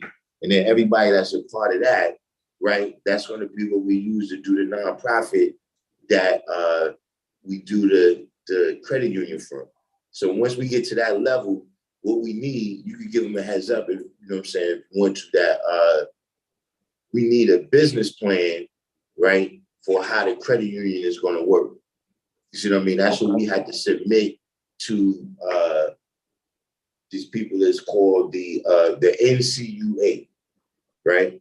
Okay. The National Credit Union Association of America, or whatever it is, right? We have to submit the business plan to them for them to give us the charter. So that's what I think he's gonna come in and play at, right? Is you know, dealing with that aspect of business plan, because he'll let us know all the different ways how that bank can go. You see what I'm saying? Right. That's the only reason I haven't called him in yet. But I probably will call him in a minute, just in terms of dealing with the accounting and the financing for the trucking company, you know what I'm saying, in the meantime, because we making that a viable business. You know what I'm saying? It's not like we just doing it just for paperwork. We making that a viable business. But getting back to what I was saying though, right, is that text him first, that's all. No doubt. In capitalism, you kind of got two things, right? You got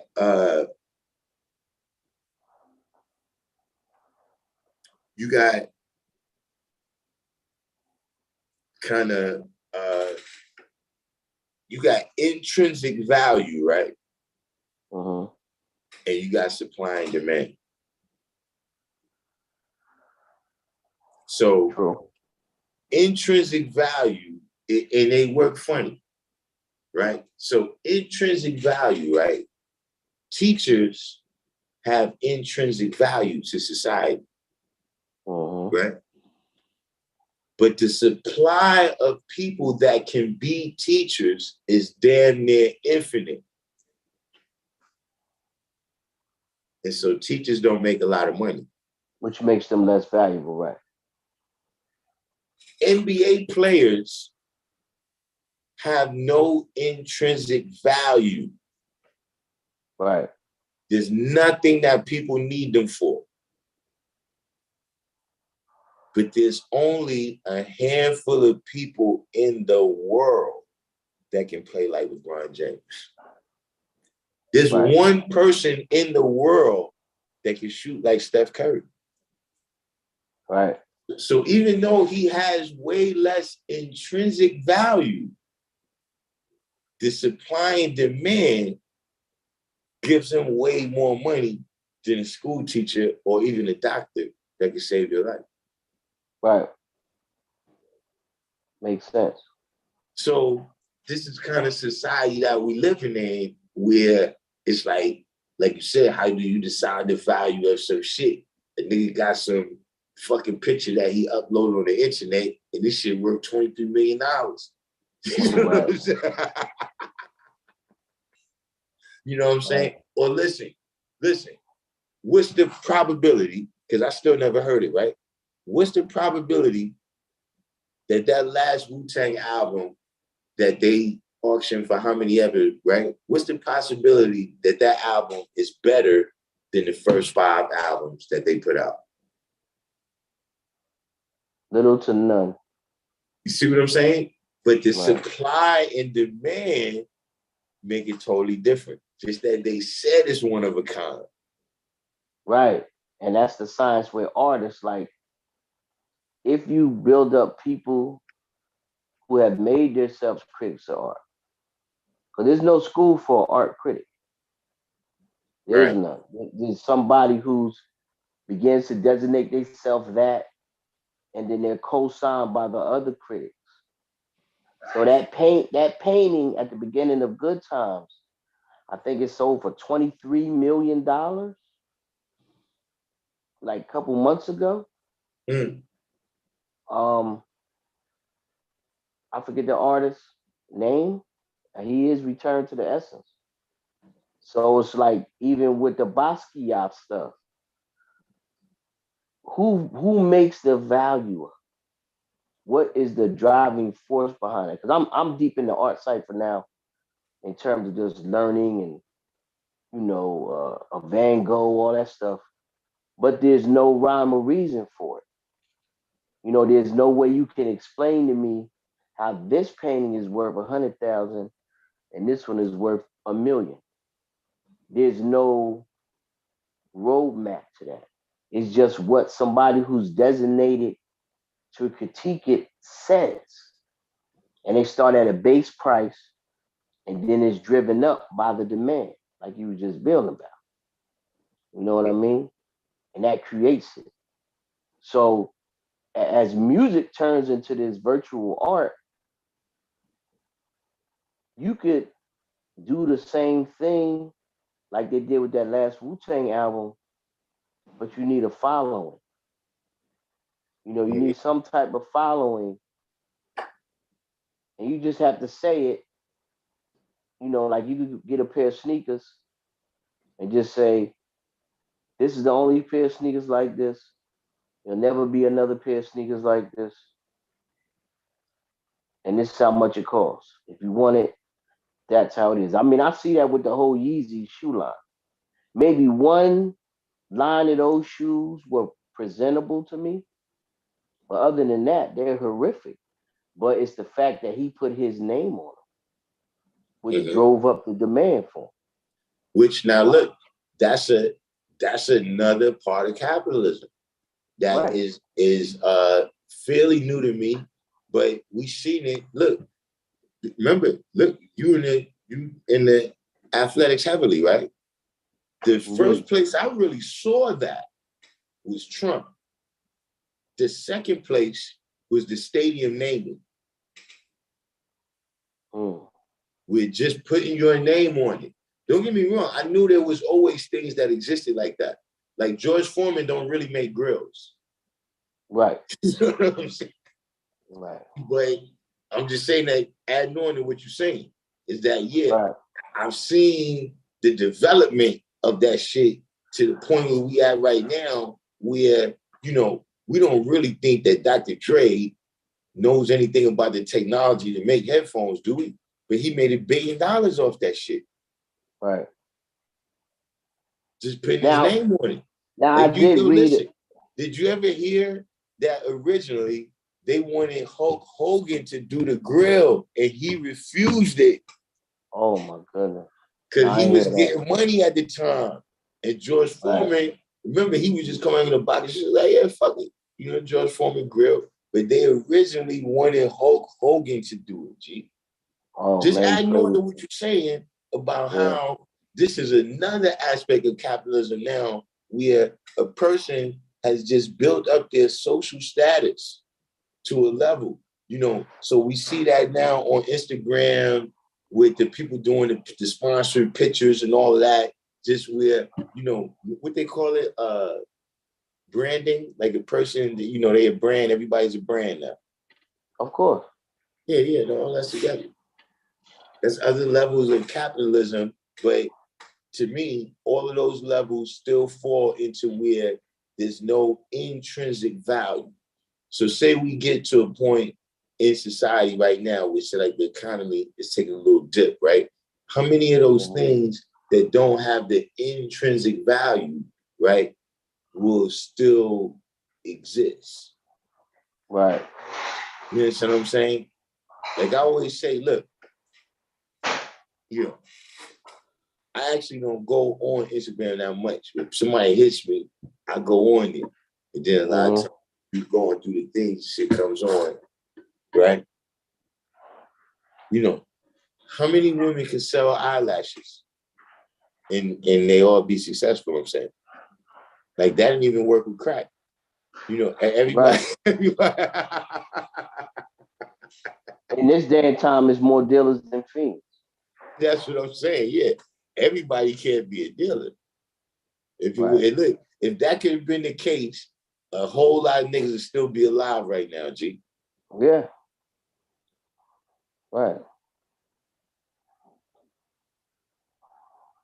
But yeah, I that's a mean, whole other that's a yeah, whole other conversation right there. You just woke yeah. up, man, with With, the with, capitalism and how that money works.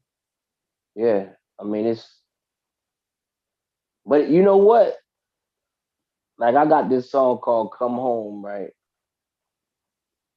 And I don't think it's commercially viable song, but it talks about how all the stuff that we've been talking about for years, months, and days, plagues, viruses, all this, whatever, is now true. And you see it. Don't come running to us now. Because we told you what was going to happen many, many moons ago. Don't try to line up with me now. Well, listen, we're gonna have to That's let them that have it, woke. guys. That's that But woke. look, That's that that's woke gonna be stuff. the reality. Look, let me tell you something. I knew that from when I was 85. There was an episode in the Twilight Zone, One of right? my favorite shows.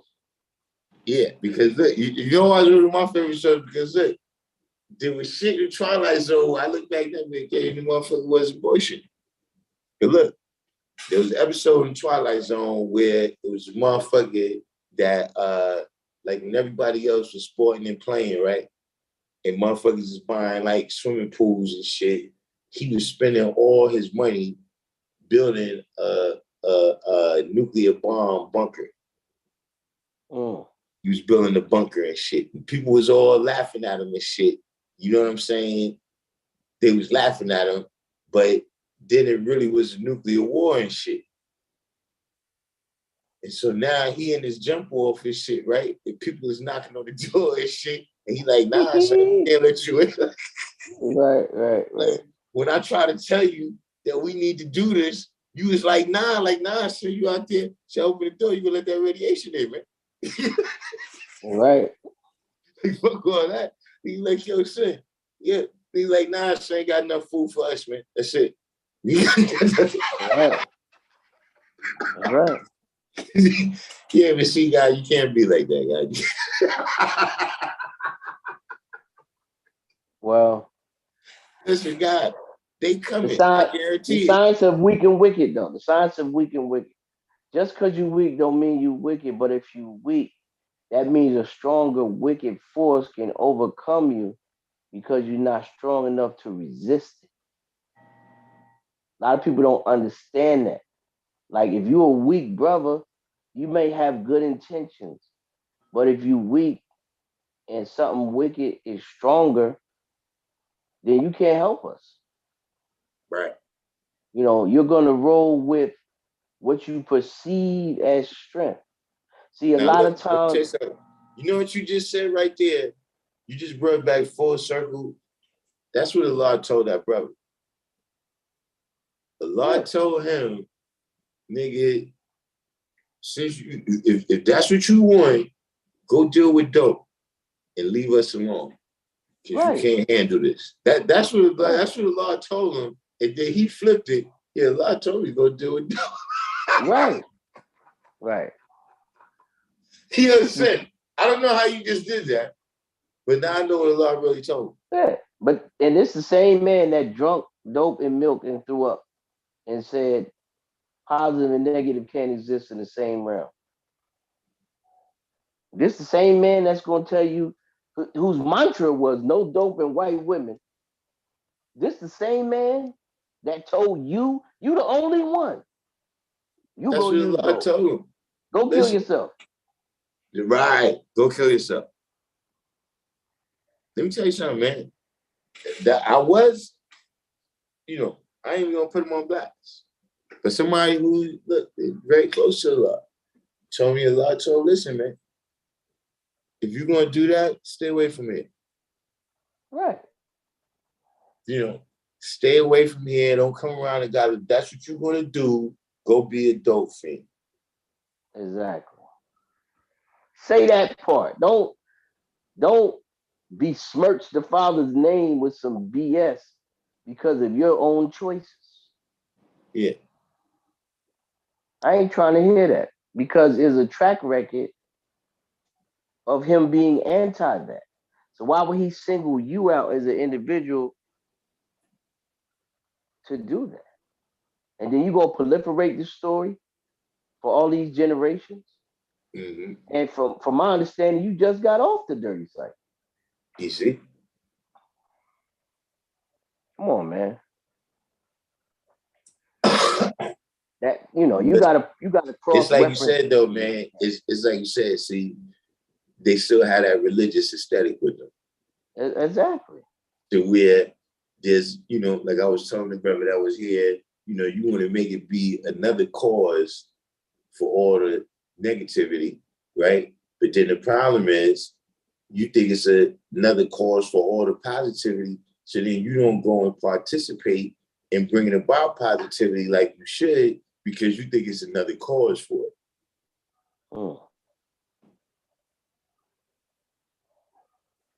See, this knowledge is hard, and when I say that, tell him again, God. That's what I just told him. Yeah. God, listen. When you come here, you get a duty, son. Right. We got a black door. We got a black door to get in here, not pearly gates. Right. When you come through that door, you better know your degrees because Ron Do is going to ask you. Ain't going to be no St. Paul or Peter, whoever. That's not who you see when you come through this door, right? Let me tell you one of the main things I learned having this knowledge. Cold, hard truth. We're not going to beat around the bush. Your feelings are not in consideration. When you wrong, you wrong. When you right, you right. If you're doing something not right and exact, depending on the extent of that, will be the extent of your punishment. And it will always fit the crime if it's done in a just way. That's what I learned because in the dead world, I had a fascination with excuses.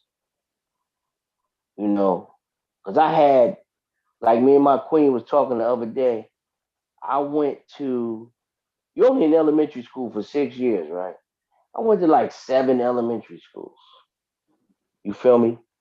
So that became a crutch for me. Constant moving around, the different trials and tribulations that my family dealt with. It became a crutch. But when I got the knowledge of myself, niggas just kicked them crutches right off my shoulders. Walk, nigga. You know what I'm saying? Walk. Yeah. There's no excuse. You saying you the most high existence on the planet Earth? Show and prove that shit. Yeah.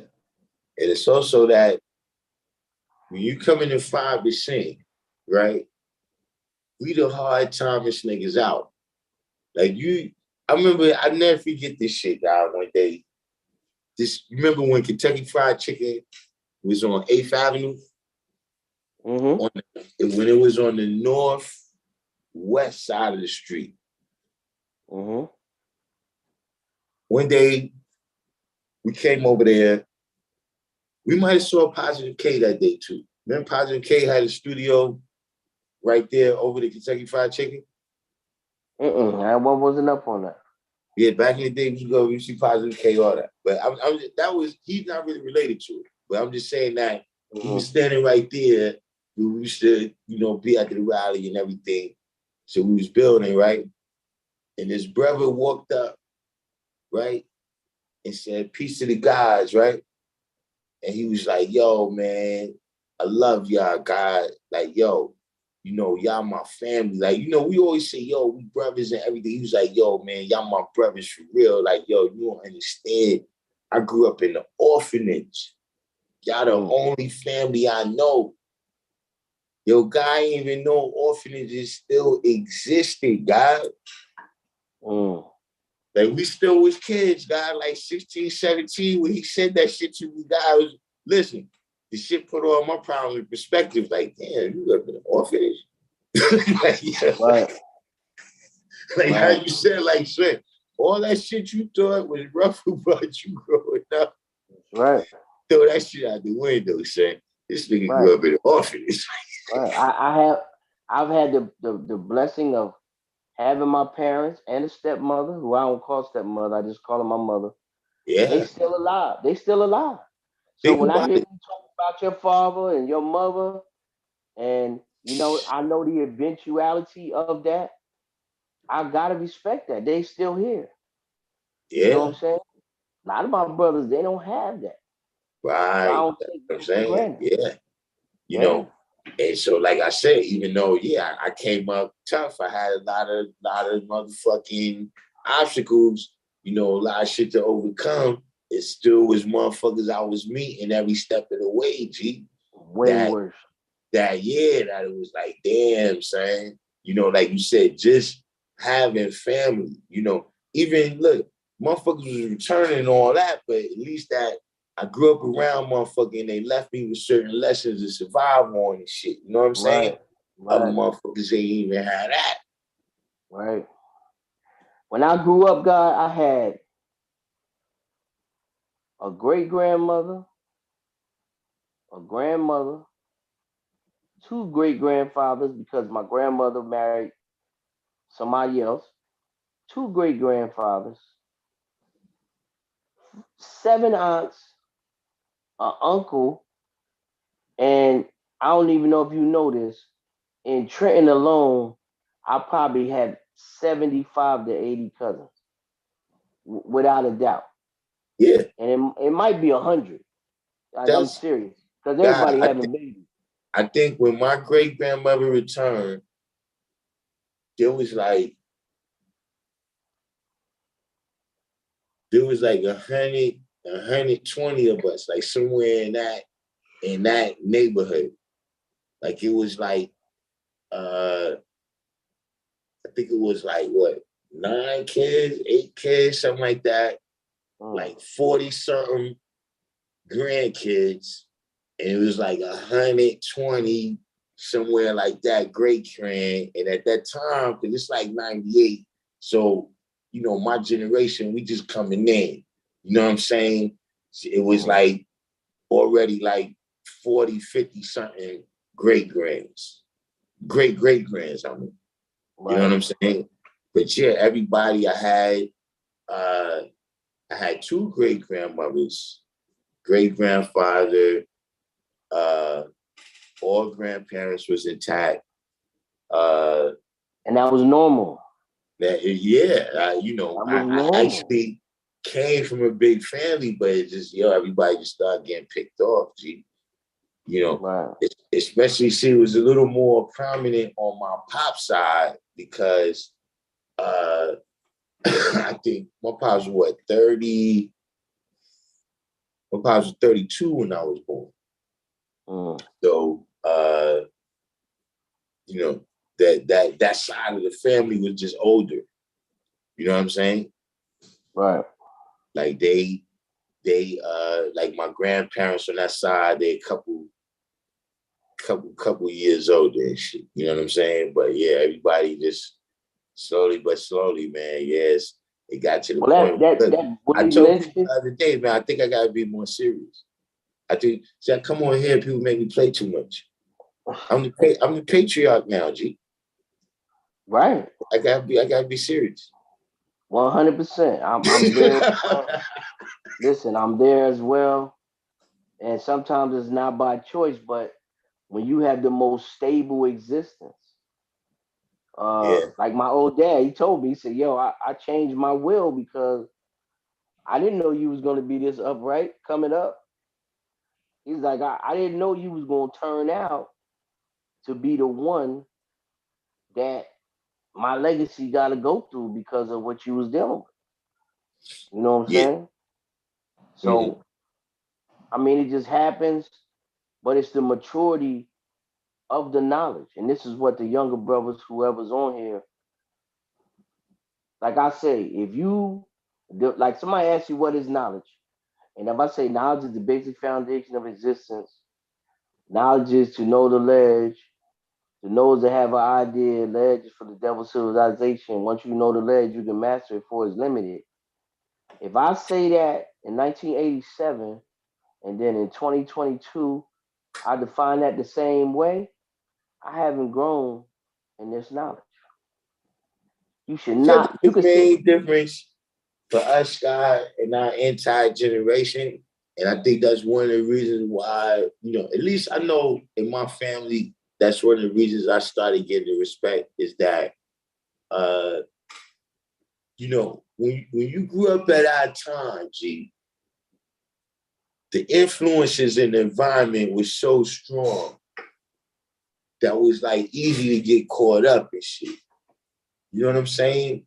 It's like people that's doing the wrong thing is prospering so much from it. Shit, like, you know what I'm saying? So we was like tremendous products of our environment, and I think over time, what our family seen was us become tremendous controllers of our environment. You know what I'm saying? And I think, because to me, that's when I seen, my family kind of shifted over. Like first they went from some like, yo, get this shit out of my house, man. The fuck is this fucking blasphemous shit? Right. What the fuck is this shit? You ain't pig. All right, motherfucker, we gonna see. You know what I'm saying? It went from that to, all right, listen, we having the family, Thanksgiving, look, why don't you come? We're gonna give you a plate without no pig on it.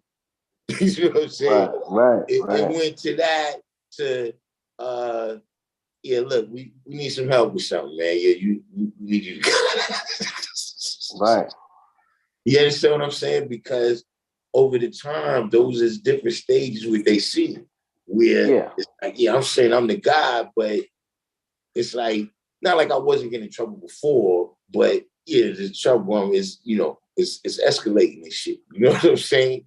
But it's magnified because of the title that you coming under. I always tell these people who, God's do this, God do that. Some of the most religious people in Catholicism is the mafia. You cannot tell them they are not practicing Catholics. Listen, I understand that aspect, but I'm saying from their perspective, you're right. That on the one hand, when I first get the knowledge, it's like, all right, this you're really going over the deep end now. Which some of it's not really the 5%. It's just that I got the knowledge as a juvenile, right? And then I turn adolescent. So just when I come into contact with, you know what I'm saying, is the trouble is going up. You know what I'm saying? Like before they getting letters home, I'm doing this and doing that. I get the knowledge, now they gotta come to the courthouse and shit. You know what I'm saying? So, on the one hand, they was looking at that, but then over time, they start seeing, you know what I mean? The civilizing aspects, you know what I'm saying? Right. I'm teaching, you know what I'm saying? They can see, I got the kids, you know what I'm saying? Everybody, the whole household is righteous, you know what I'm saying? Like, and, certain things they should be telling me, right? They used to be like, yeah, see, you took on all that shit, wait till you had to buy the food. I bet you want to eat pig then. And all of the stuff that they were saying that, look, when you get to that point, then you're going to be able to what we saying. Right. I crossed all of that. And then after that, they start saying, oh, okay, we understand that. But yo, you kept me on here way too long today. I actually have something I'm supposed to go handle. We're gonna handle it right All now. right. Well, that's what's up. Yo, God, I'll be into yo. We need some sidebar conversations because I'm doing a lot of things that I want you to be affiliated with. But we will build. Listen, I'm just now, look, I'm back in the mix. I'm telling you, I had to get a whole bunch of shit out the way. I got one more thing I can get out the way right now. I don't know what's going on with my kids. They don't understand this is my born day. Right. You say they call me. And for those who don't know, my born day is 7/1 and his is 7/2. Yeah, they need all this money. They need all this money all of a sudden. You know, my youngest daughter, yeah, she's taken to running the streets now. So you know, her born day is on the bill day. Okay, so, that's peace. Yeah, she needs some street running money. But I don't know. See, she's a little more gangster than my other daughters. Mm-hmm. Yeah, Mm-hmm. yeah. You know, my other daughters, they got like one friend. So yeah, I'm going to her house. You know, she's telling me, she's like, where you going? I'm like, yeah, now we going to the restaurant. I'm like, what restaurant? Yeah, so over there, yes, on 31st Street. Wait, hold up. You hang out on 34th Street? Like, I have no idea. This is where, but you know, she go to school in Manhattan. Okay. Yeah. So, but so her world is expanded. It's expanded, and it's Just on the also strength of that. It's also that because she's separated from them by so many years. Yeah. She's more gangster. Like you know, like I'm rolling where I'm rolling, doing what I'm doing. You know what I'm saying? Whereas with them, they was all together. So my oldest daughters is more like, you know, we gotta stay in the realm of, you know what I'm saying, where the brothers is at. You know what I'm saying? But with her, she first started rolling, you know, first just going to school and back and forth or whatever, but she's just more comfortable and confident moving around at a younger age. You know what I mean? Where I'm like, see, you're a little more closer to me. You know, where I said, when you're dealing with kids, right? You know, when you get to, let's say 15, right? I'm getting the knowledge in myself. I'm rolling with, you know what I'm saying? The brothers I'm rolling with is extremely serious, you know. Whereas you got other kids that's 15 that, you know, they just got finished watching cartoons and shit. They not on the same level and shit. You know what I mean? Like you got some girls that's 17 that just got finished playing with dolls. And you got some girls 17 that they got like 3 kids already and shit. You know what I'm saying? It's like a different kind of 17. Yeah.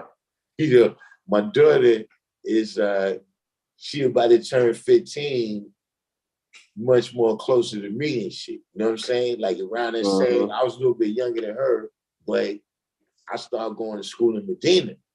You know what I'm saying? That you know, I probably was 14 for like a couple of weeks and shit. You know what I'm saying?